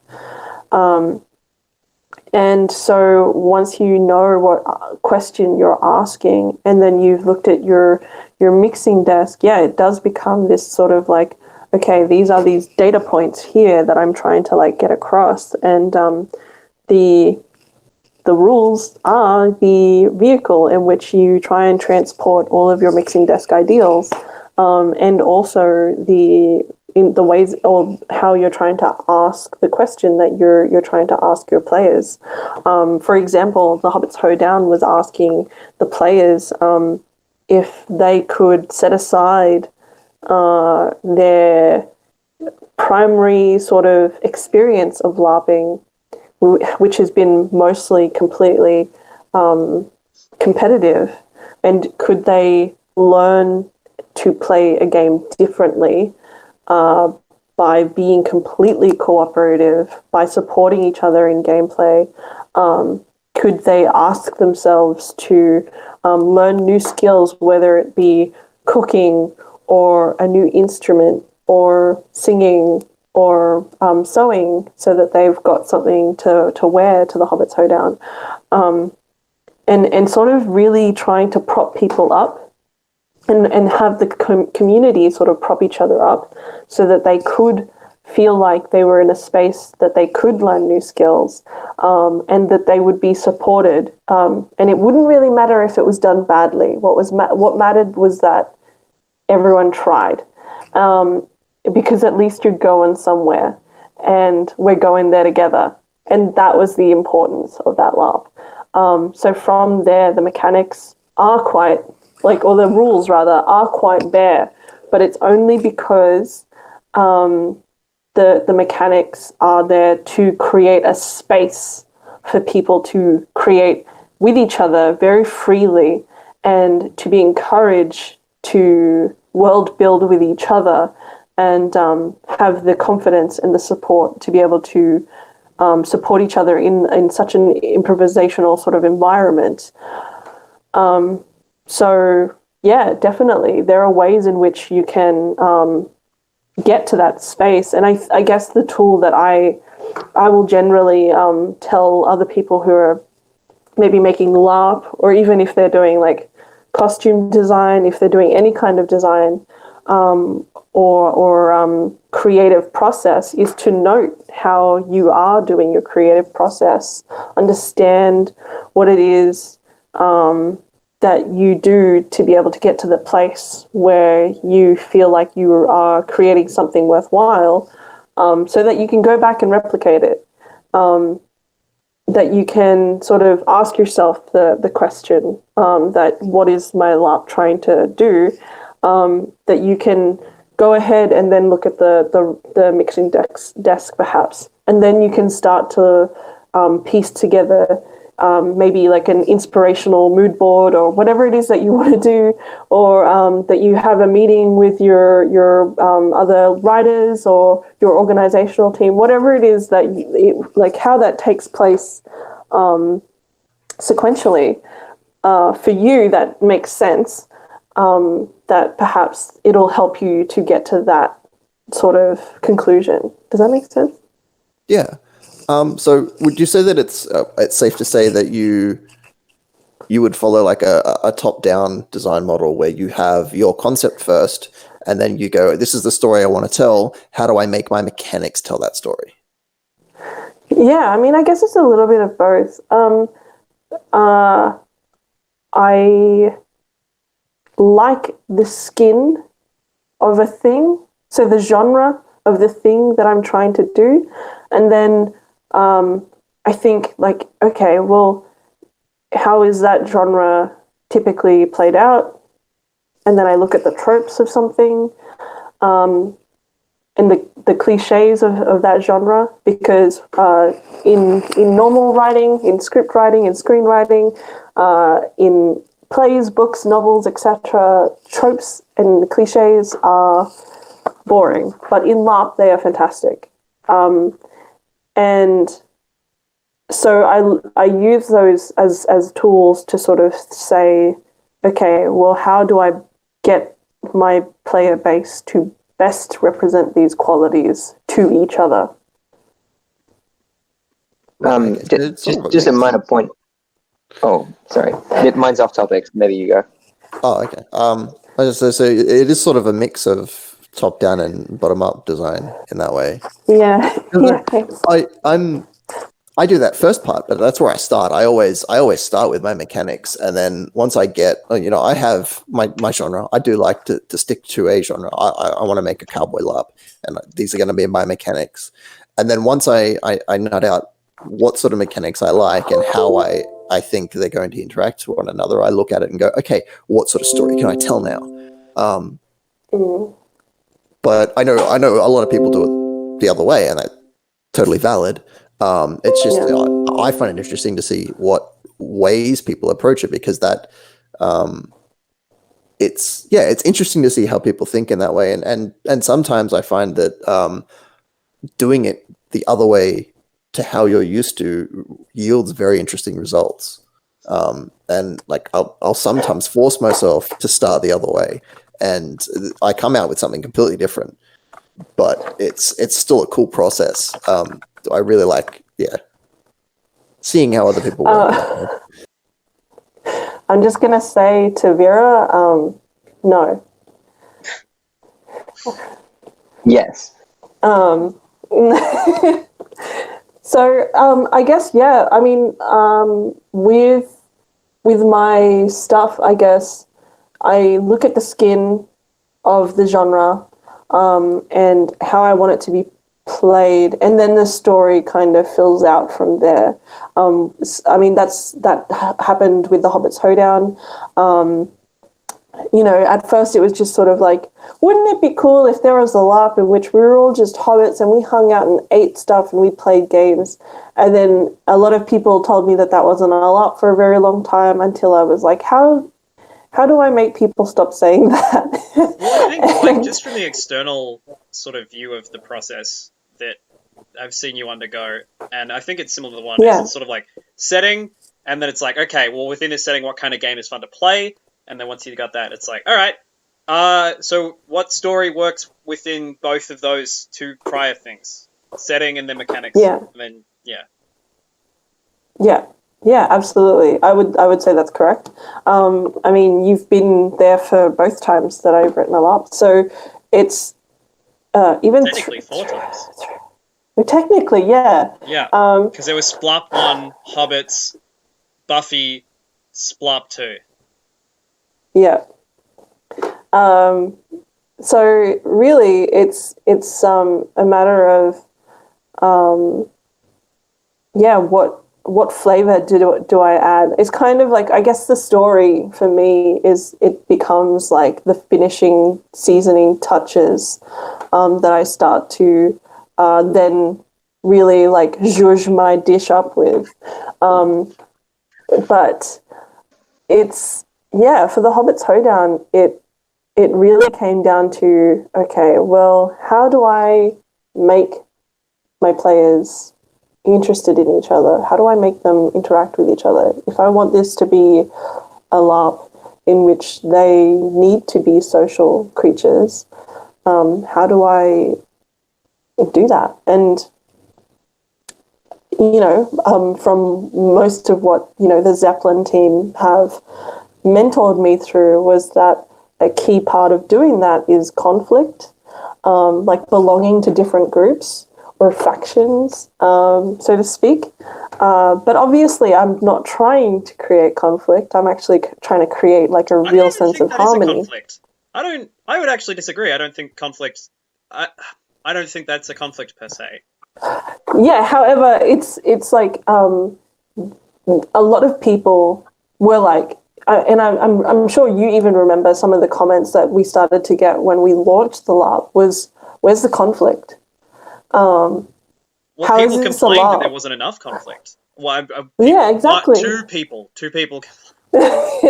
Yeah. There were people, well, there was like a couple of people who were like, yeah, there's like, where is the conflict? Where is the LARP if no one is in conflict? So it was just this kind of, it became this like almost campaign to be like, it's okay, like, don't panic. If you're looking for a game that has conflict, this is not the game for you. But if you're interested, and if you want to take the time to play as a hobbit, then you're going to have to learn that there is a correct way to play this game, or that there is an incorrect way to play this game, and that is one that has conflict. Because that's the thing, because it's like you mentioned people saying that they didn't think it was a LARP, because it's like, I've always been of the opinion that like, what I did as a child was a LARP. What most kids do when they play with each other is a LARP, because they're inhabiting character roles within a setting they've created in their head. So it's like, yeah, that's a LARP. And then it's like, yeah, sort of, because if that is a LARP, therefore, and people are like, well, in order to get people to interact with each other, there needs to be conflict. It's like, well, do good house parties have conflict? Like, did your birthday parties as a kid that you enjoyed, were they predicated on conflict, or did conflict make them worse? And it's like, Yeah. yeah, I think that like LARP is literally live action roleplay. You're role playing a character in live action, but apart from that, there's no other thing that says there needs to be any kind of conflict or antagonism. And yeah, Hobbit LARP was sort of predicated on the assumption that fundamentally people want to provide for each other and have a good time if the pressure to not do so is taken away, and they did that. And it's like, yeah, you don't. People too often assume conflict is a necessary part of games because the culture in which we have grown up has like it's like, you know, in the same way people can imagine the end of world but can't imagine an end to capitalism. Like this idea that we're all individuals competing against one another is so ingrained in our cultural psyche, and it extends to games as well. Like in the same way that like most video games, violence is a central mechanic, you know, for better or worse. Like, you know, conflict is seen as an inherent part of games, which is like, you know, game theory, which is like one of the most selfish libertarian ideologies, is called that. But it's like, yeah, games don't need to have conflict. A lot of games don't have conflict. You know, people are pretty I chill. think a really useful definition of games here is that they are simply simulations which have no real world stakes. And although with Character Bleed that definition does have to be stretched a bit for LARP, I think it's very useful here. Like, I know, I mean, game theory in there the is no economic sense. right. Okay. Sure. Business. I'm yes-ending you anyway. Like, Yeah. I'm not saying this is a contrary to you. I just mean to say, in regards to people, to whether or not Hobbit LARP is a game, like it's a simulation, and you're playing in that simulation, and it is there are still meaningful decisions to make, but they're to do with whether you have the scum with the blueberries, or that's like different flavors, and in regards to there being like a wrong way of playing, which is conflict, the right way of playing is yes and in most cases in that game. Because if you walk away from that game having strengthened your connection with the other people who are playing and with yourself, that's a well, you don't win, but you are winning, I suppose. Yeah. Yeah, and I guess just looping around to what Matt was saying about top-down design or bottom-up or switch design, which is now a term we're going to be using. Sorry, Des. Can we call it verse design? Yeah. That's the term I'm more familiar with. Sure. So with Deep Space 2, I think I made the mistake of starting with the story and then building the mechanics under it. In the end, I had to rewrite the story anyway because the mechanics were so commanding that I was beholden to the feeling they were giving off anyway. And so I attempted to write the story first. And then I was forced to. So I think Dez's point of like you have to figure out what feeling you're trying to create in the players and what you want to, I suppose, do to the players comes before the characters almost. And what your effect is on the players will inform what you're able to do with the characters. And I think that's like I learned that lesson the hard way. Like I had to rewrite a whole script because of it. So yeah, I think. Well, is that top down or is that bottom up? I think that's bottom up in this case. Maybe that's what we call. Well, I need that definition check on that. Because it was like top down is setting mechanics, and then bottom up is mechanics setting. But in this case, story, if we're viewing it as separate from setting, verse design is like setting mechanics story. Because was your story and setting inseparable from one another?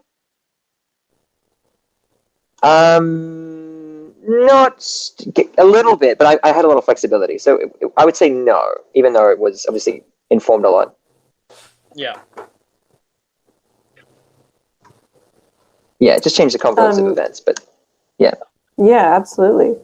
I think, I mean, you definitely have a harder time being that you had built the room pretty much.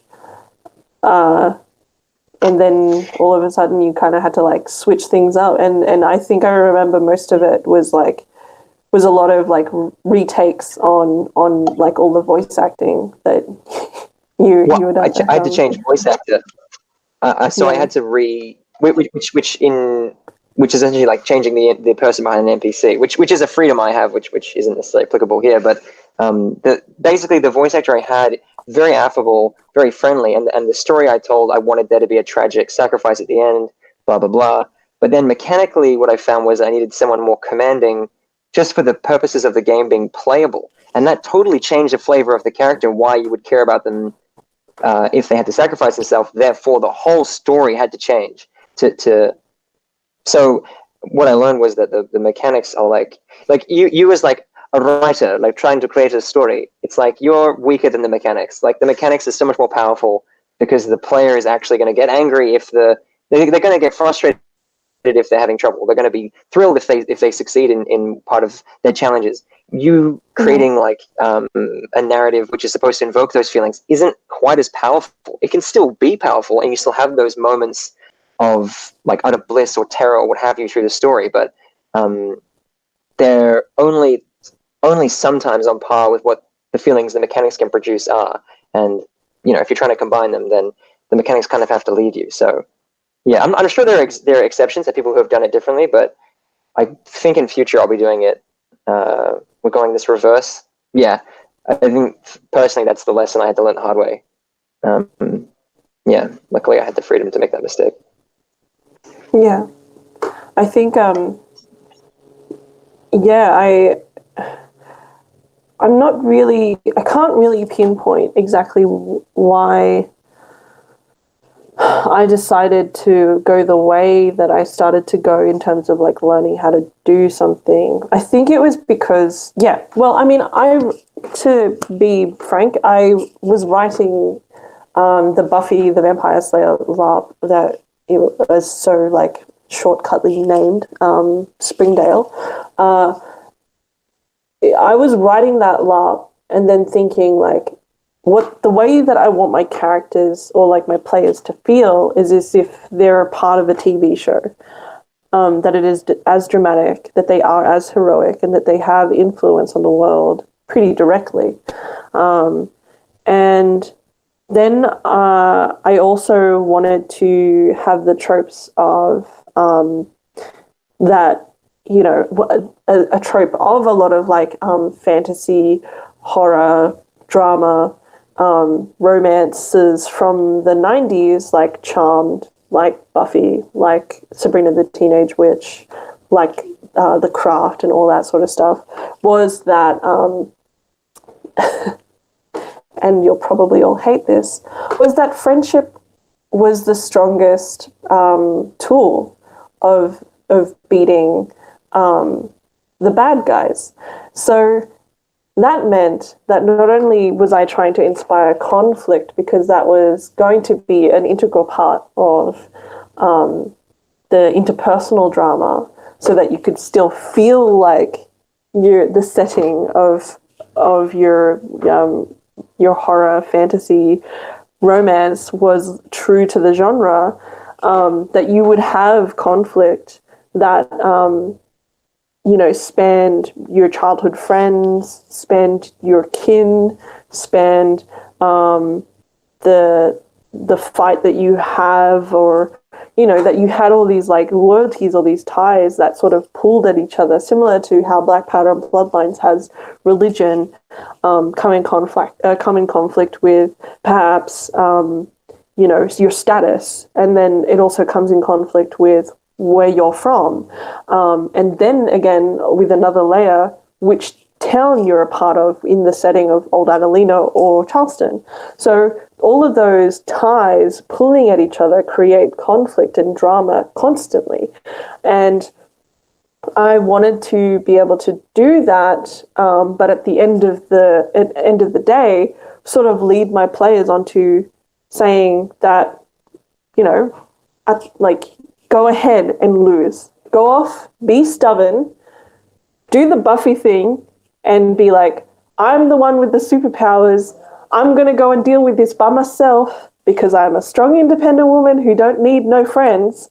And go and do it, fail, come back after you got your ass kicked, and then your friends are going to be like, so now we're going to try that again because now we've done research. and then being able to overcome it. I knew that I would have to inspire that within my players, and I wasn't entirely sure that the culture in which Melbourne LARP scene was situated, I guess, was kind of there yet, which is why I was like, you know what? Remove the stakes and put a new skin on it. And that is how I made the Hobbit's Hoedown, was basically because I wanted to see, can I teach my players to cooperate and support each other in gameplay, so that when I write LARPs in future, that it is possible to teach your players, your player base, how to interact with your game, and to interact with each other, and the importance of that, and how it feels for each other as well. Not only just, as players, but as characters, and also as a wider community.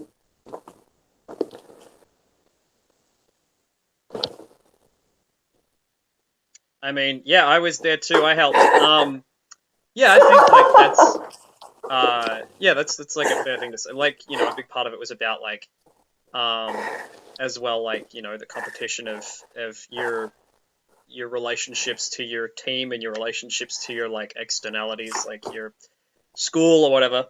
But it's like, because I mean, for me as well, like, and I mean, this might be a point of disagreement between us, but it's like, because with the Hobbit LARP, it's like, yes, I think it was teaching, but I also think it was not just like, I think that was always there, because I think fundamentally people are inherently cooperative, and I think people were always going to be like that. And for me, Hobbit LARP didn't seem so much as a way to teach them, as a way to like check if that's what people were like. Yeah. Like, it was like a litmus test of like, will people fuck this up, or will they be really cooperative? And yeah, it was sort of like, yeah, they will be. Yeah. And it's, yeah, and like, I don't disagree. I think teaching through that is also important. And I'm interested to see how things go with Cowboy, because it's, it has stakes. Yeah, it's got stakes, and there will be pressure, and it's like, it's sort of like, yeah, people will cooperate when you take the pressure off, but it's like, what will they do when you put the pressure back on? Yeah. Can you get them to cooperate? I think it's more of like, it was less of for me, or for us as organizers, it was sort of like, it was a litmus test in like, can we teach our player base to play a game differently? But also, like, not only that, but also a litmus test for the player base to check with each other, like, to show them basically by doing, hey, you can trust each other. You do have each other's best interests at heart, and you do have the best game at heart, really. And you don't need to worry about that so much, because you will be supported, and the community is inherently kind of built like that, so long as you bring your best foot forward for others. And I think that that was, the Hobbit's Hoedown was supposed to be, for me at least, a good step in having the players show each other trust, so that when we do, put the stakes back on with like the Cowboy LARP, for example, that they say, right, like, yeah, this is a different game, but like, we're still really competent LARPers, and we're all really great like storytellers. The freedom in which that we can improvise with each other, or explore these themes, or explore our relationships and friendships, or like dynamics, those will be explored in a safe space, and that we will be taken care of by each other regardless of what happens.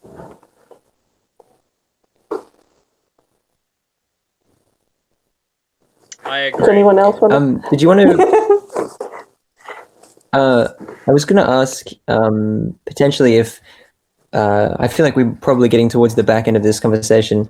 If, as creators, there was instances in which you felt that you had really succeeded in your ludonarrative goals, and other example in which maybe you feel like you perhaps failed in your intention. So just might be interesting, because and Matt, I don't really know I haven't played your LARP, so I'm quite interested because it sounds like quite a different approach too. I didn't mean to put that on you. Yeah. No, it's kind of difficult to talk about that one because it's not like it's a game that already exists that I am running.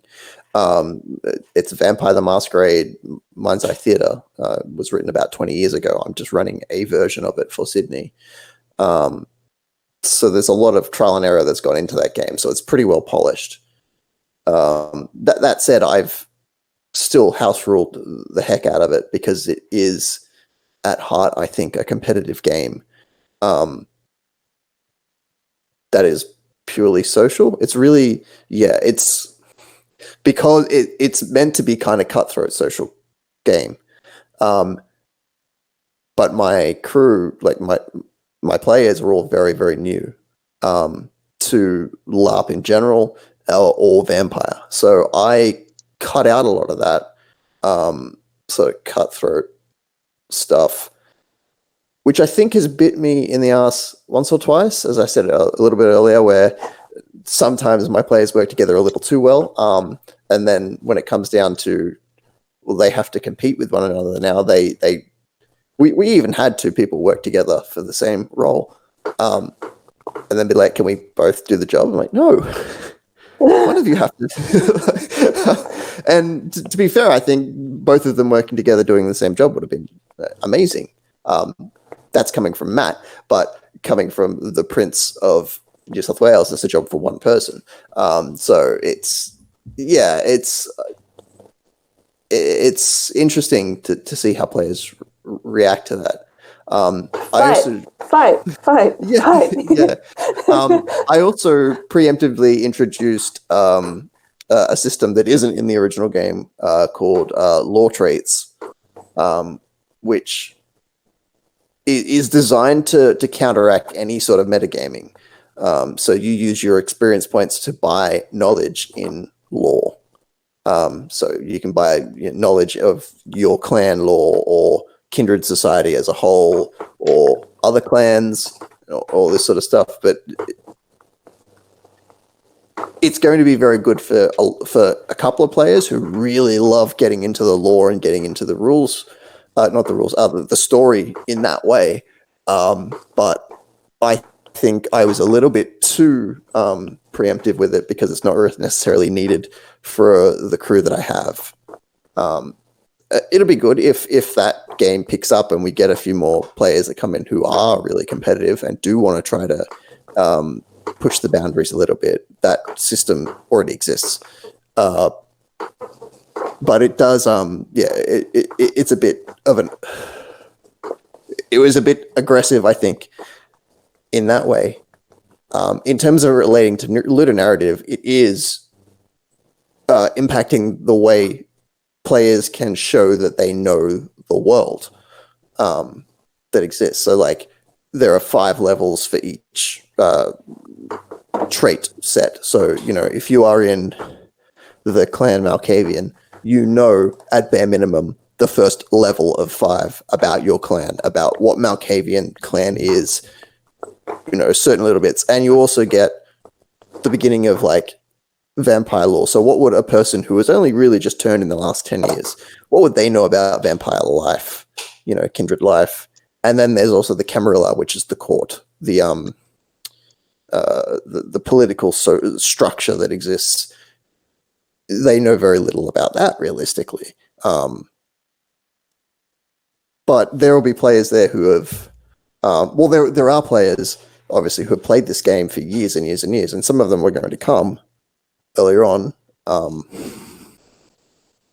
and they know, like, all of that stuff. As far as I'm aware, one of them either helped write that law system, and if they didn't, they have definitely used it because they pointed me in the direction of it. So I had full trust that they weren't going to metagame because they knew that system and all that sort of stuff. But I was aware that there were going to be people coming into that game at the very beginning who did have all of that knowledge, going against players who knew fucking none of it. And so I introduced that. But it really does, at times, kind of get in the way of the story. because sometimes they have to come, and if they're not sure because they're new, hey, do I know, or does my character know this to be true? And some of the lore trait wording is very vague intentionally, but a lot of the time, sometimes the answer is maybe, which is not very useful. So I haven't leaned in very heavily to it, but it does exist in my game. And it's something that I need to really sit down and work on and make everything much more cemented, because I know for a fact that it was written vaguely because it was written to counteract metagaming. But now the way we're using it is, hey, this is what you know, not this is what you don't know. It is restrictive, but it's not framed as restrictive in the way that I want to use it. So I need to be much more concrete with what it says people do know and what they can say. Yeah, that's an interesting one. Yeah, I mean, I've my experience with Vampire the Masquerade or Vampire LARPs has been here in Melbourne, and it was the setting was 1920s sort of era, or it was a little bit after. It was basically the end of the Russian Revolution, and the group that I was playing with, one of the guys who kind of roped me in and was like, come and play this LARP. He was like such a huge fan of Vampire the Masquerade that he was like, okay, so I've written all of these character sheets, and they're all different kinds of builds. And we functioned as basically like a dungeon party, because all of us had different strengths. Personally, I played like a gangrel, and we came in as this pre-established group, and we did have like a prince, and there was definitely a lot of like power struggles that were happening. But it just so happened because we were already like a group, and we were quite like, all of us were very like, there was some of us who were like really, really power heavy, and some of us who just did like my character, who just did straight up aggravated damage, like a lot. And so we had like muscle, we had people who could influence really, really easily, and we had like really, really like good charmers and stuff like that. And so it was just sort of like we had a full team, and then going there, and then just everyone else was sort of like, okay, now we have to scramble to find our own clans to sort of like get into. And that means that if we're in our clans and we're not in your clan, that means that we're not on the same team, really. And this court just got way more hostile. So then it became like a vying sort of like power struggle for the seat of the Prince of Melbourne. So, and whilst it meant that it was much more conflicted in terms of like, everyone was a lot more like conniving and scheming and trying to like do things behind each other's backs, and so it was highly competitive. Because we had such a stacked team, it was really easy to steamroll other players, and it didn't necessarily feel good because you could just see that everyone else was just like, well, what's the fucking point? Just give him the throne. We know. And by this, I think it was by maybe the fourth week of me playing, I had become like the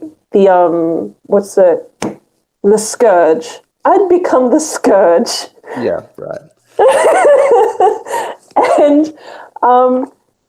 and was like the right hand muscle man of the prince, who'd been newly installed and was part of my clan.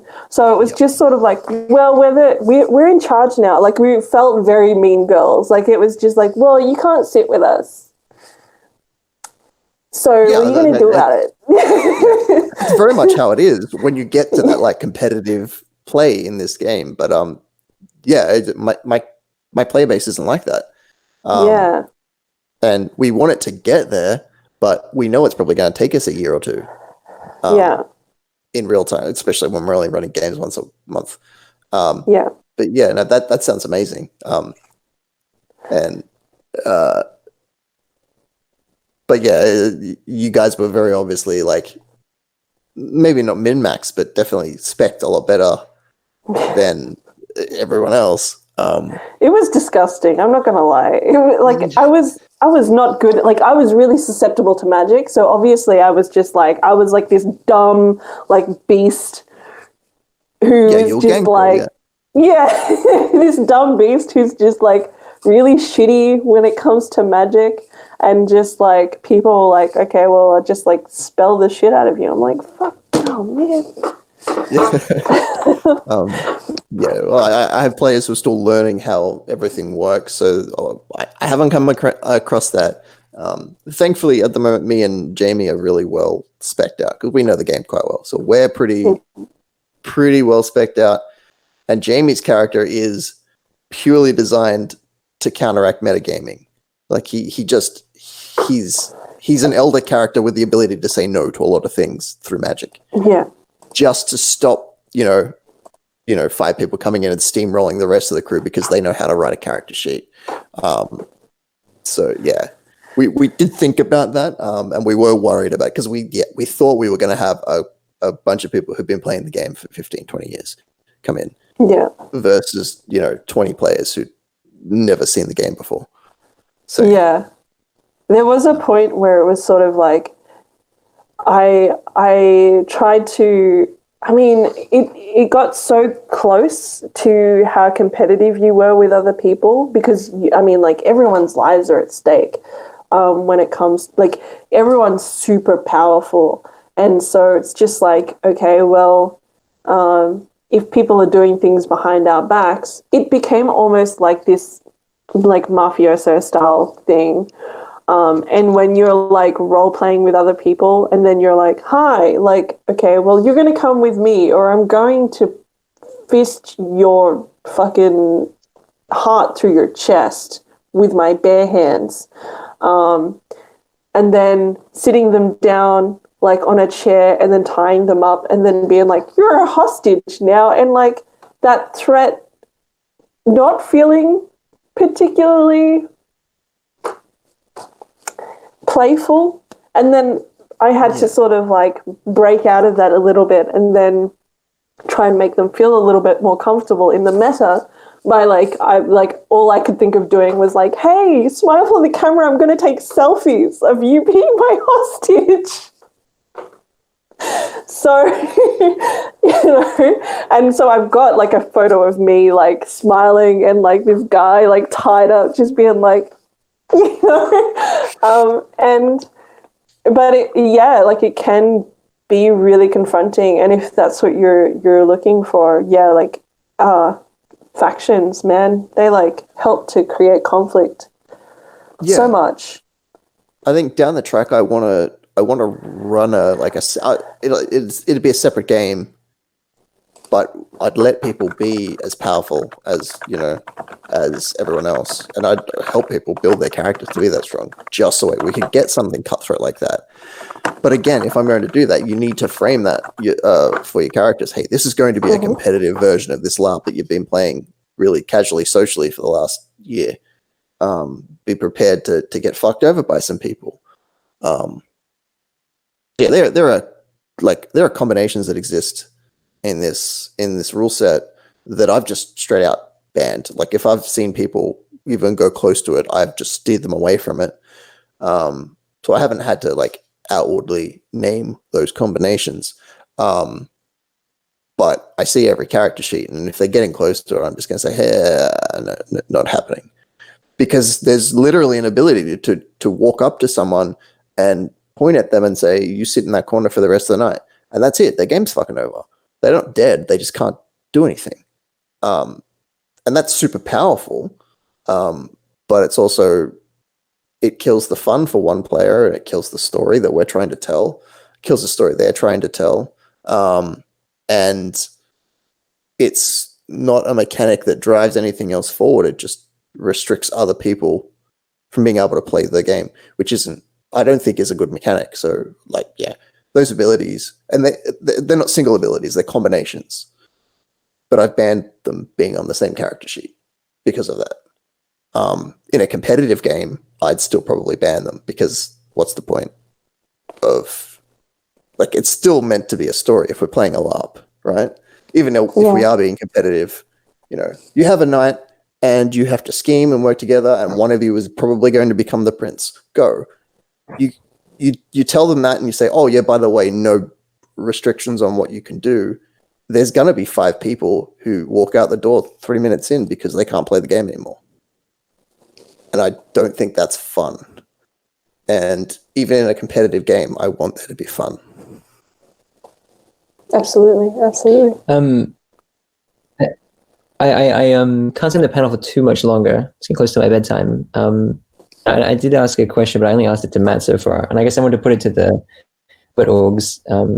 Do you feel like, obviously, in terms of Ludonarrative, we've talked about the ways in which it was really successful. And I suppose, like, from your perspective, do you think there are things about it that, in regards to your intention, didn't go the way you thought they would go? Or didn't go the way you wanted them to? Yeah, for me, probably the biggest one is, in regards to Hobbit LARP, is the implementation of the competitions didn't work the way that I would have preferred, and I don't know if Destiny feels the same, but I think you do. I feel like they could have been implemented differently, and we're going to try and do that next time, because it felt like there was too much structure, and it didn't fit the game. Like, it was weird to have as much structure as there was in sort of some of the competitions and stuff. And I was like, yeah, I think it should have been less structured, because I think the game suited a less structured sort of approach to a lot of that. But yeah.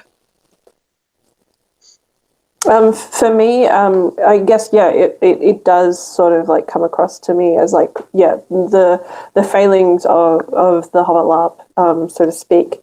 Whilst it wasn't like a huge thing, it still was probably one of the reported things that made people feel the least satisfied about the event. As in terms, but at the same time, like, I have to think about it from like my organizer or like party planner head, which is that, whilst yes, this is a much more loose sort of game, we still need to be able to put things out on time, or be able to say this is happening at a particular time, because we need to be able to organize ourselves for it and tell other people it's happening at this time, be there. So there has to be some sort of a balance in terms of that. However, I think that because what we ended up doing with competitions was we tried to bundle them or like put them into the food times, because otherwise, I mean, regardless, there was already a lot of food, like so much food. No one could eat it all. We didn't eat it all. And we ended up like just at the end of the game when we were packing up, just trying to like hawk stuff off to people. Like, you want a huge pumpkin pie that is like the size of your torso? Yeah, we've still got one. About that part of our game, Auntie Donna made a very relevant sketch, which sort of reenacts that part of our game toward the end. I highly recommend looking it up. It's their most recent one. Right. Okay. But it was just sort of like we tried to bundle them, the competitions up with meal times so that everyone would be able to taste test all the food, because there were so many food competitions that we had, and then so that we were like rolling them kind of all together, and then like presenting an award. But it wasn't as satisfying because I think it was just that our kitchen staff were a little bit under the pump at that point. So because they were sort of delegated with doing a bit of both, they felt like, oof, like this is just trying, but like it's a lot of work to do at the same time, which is true because catering is cooking in general is just such a clusterfuck, and which is exactly why I made myself not do that and gave it the job to someone else. Literally anyone else who But would take it. Yeah, and I was just like, I do not want to do it, and I want everyone to understand that I do not want to do it so badly. So any of you. This is why I taught myself woodwork. Yeah. And so, but that is an importance in delegation, I guess. And it meant that we sort of understood, okay, like probably the next thing that we need to do is separate them a little bit more, and maybe not have so many of them, but still having opportunities for people to, you know, do their thing, show off their stuff, and still feel rewarded for it and being celebrated by their peers for it as well. Because that's the most important of of the things is like out of all of the in the LARP, it doesn't have the LARP itself doesn't necessarily have rules. It more has mechanics, but funnily enough, the stuff that's inside of it, like the games that we play and the tournaments or the competitions that we have, they do have rules, so to speak. And that's, yeah, we're trying to sort of grapple with structure whilst also being completely lucid and fluid. A lot of those rules are in character, though, and we encourage some of the characters to break them. Yeah, that is true. So one of the things that I guess, that adds to Ludonarrative and rules or a mechanic is, as you know, Jack and Hayden, the cheating in the Higglebees, or even not really the Fair Meadows, but pranks in general. It was basically encouraged that you would cheat, but that it was so obvious that you were cheating and so bad that everyone could spot it. And either you would get called out for it or everyone would let you do it to see what would happen. And that meant that instead of cheating being something that was done against somebody, it was done for an audience for entertainment. And it was done for a story. And that meant that, you know, we were able to tell stories of how Rabbi Higgleby, you know, valiantly cheated at a game of statues so badly by just going so wide off a field. Like, everyone was like, where is he going? You know, everyone's going towards the guy that you're supposed to tag. But he was like, no, I'm playing the long game. And he just went all the way around into the trees, then came back around so that he was like in front of the person who was doing the statues. And so it was like everyone was like, we watched him for like an hour to do exactly that. But the fun of it was the experience of watching how ridiculous it was. And we also had a more competitive element was the Higglebees sort of taking it upon themselves the more serious task of watching the eggs and spoons for the egg and spoon race, because it was decided that it was a long-held tradition, that it was something that they took very, very seriously.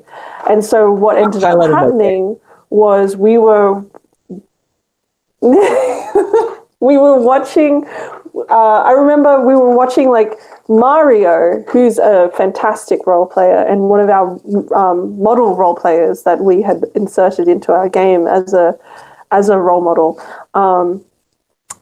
we watched him by himself. He didn't know that anyone else was watching. We were all lined up for photos, and he was like, "Don't worry, lads, I've got it." And he's like gone to the side of the nap tent and was just there, like crouched over with his hands on his hips and just watching very intently these eggs. And then he was like, we watched him then grab one of the wooden benches and drag it in front and then sit down on it so that he could like get a good fixed view on these eggs and spoons, so that they weren't going anywhere. They're not getting tampered with by anyone. And then it became a game of, well, the Higglebees are going to take shifts in making sure that this serious game of egg and spoon does not get tampered with.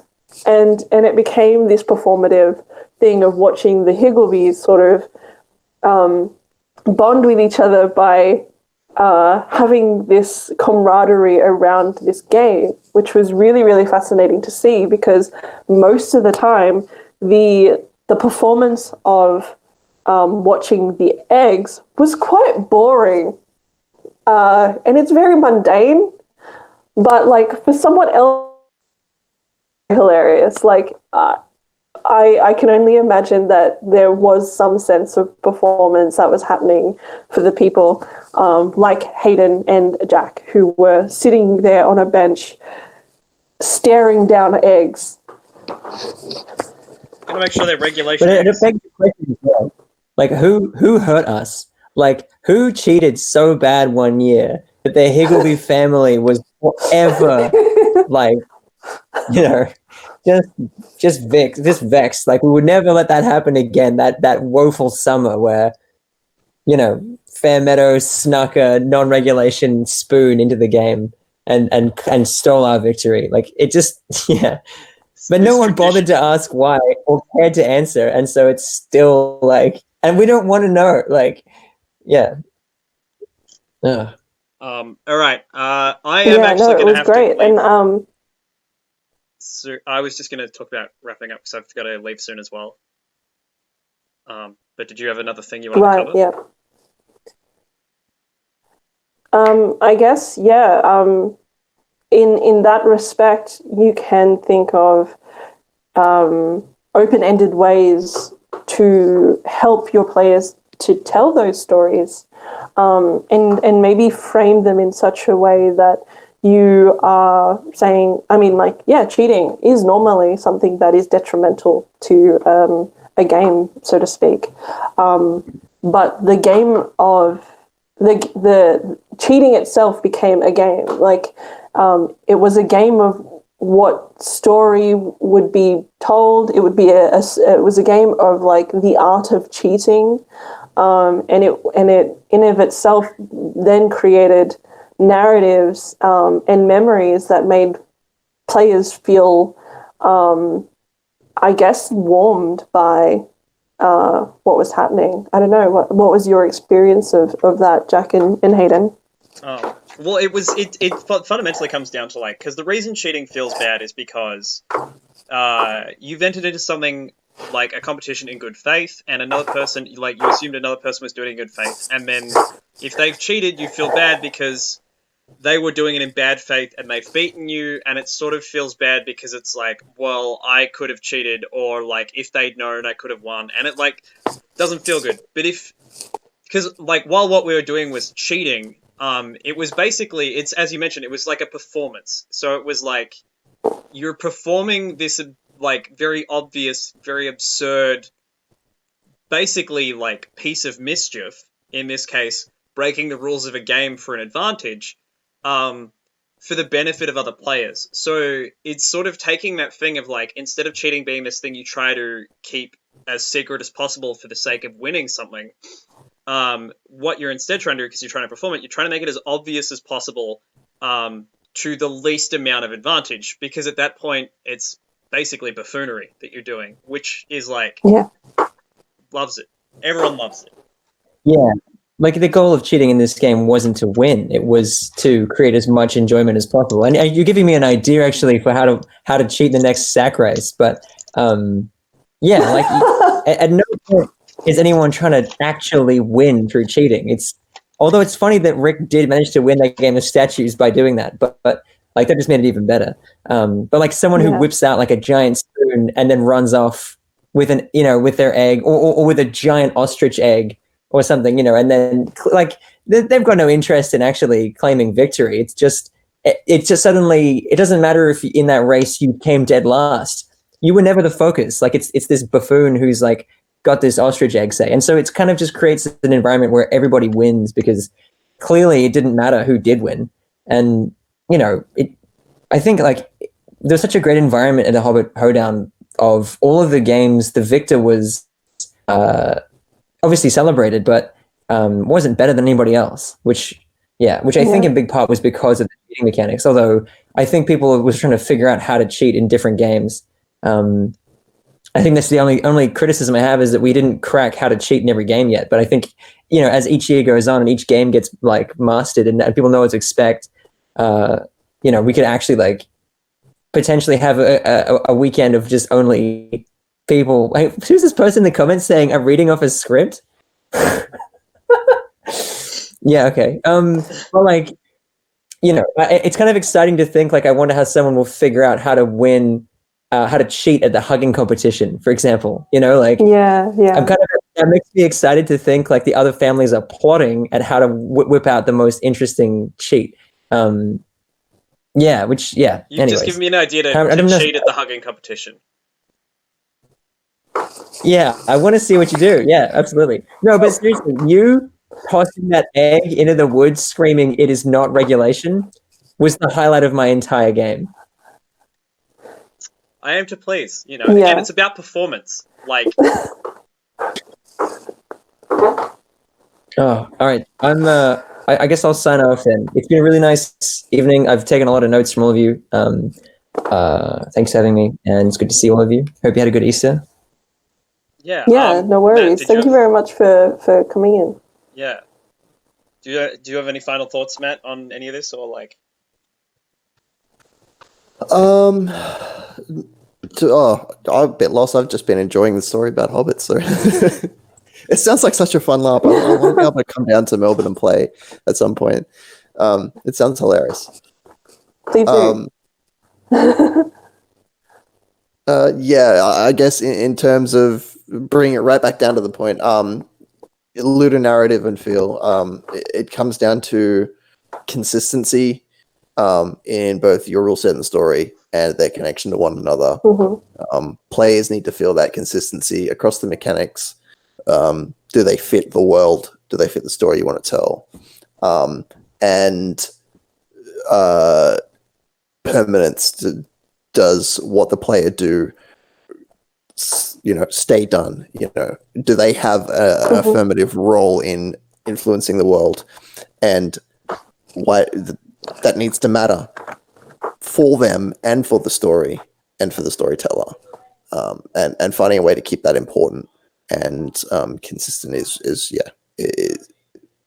the most important thing. I remembered that, I guess to really just sum this up finally, what Jack said earlier about narrative affecting the character and mechanics affecting the player, and really what should sort of be at during some of your thought process in creating this is how you're trying to make your characters and your players feel. I think that's really, really important to, again, I keep repeating this, is that it is important that you sort of ask yourself the questions of what your LARP is serving and how you really want your players to feel and what you want them to experience. And I think that will help you to cobble together exactly how you're going to marry the ludonarrative with your rules and your mechanics as well.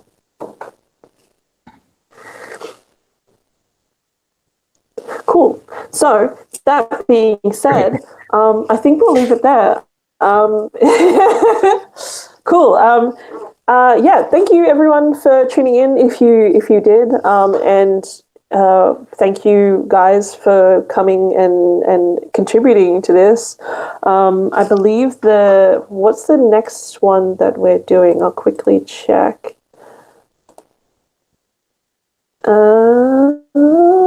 It is ethics in game writing, LARP with a message. And we talk about writing ethics into your game, art in LARP, and the culture of your player base. So that's going to be an exciting one. Definitely tune in if you can, or if you want to. I'm not your real dad. And yeah, thank you, all of you again. And also happy Easter to all of you. And again, happy last New Year. I hope that you all have a wonderful night. Have a great one. Thanks. Bye. Thank you for coming. And remember, See you. kill Bye. Hitler. Kill him dead. Kill him dead.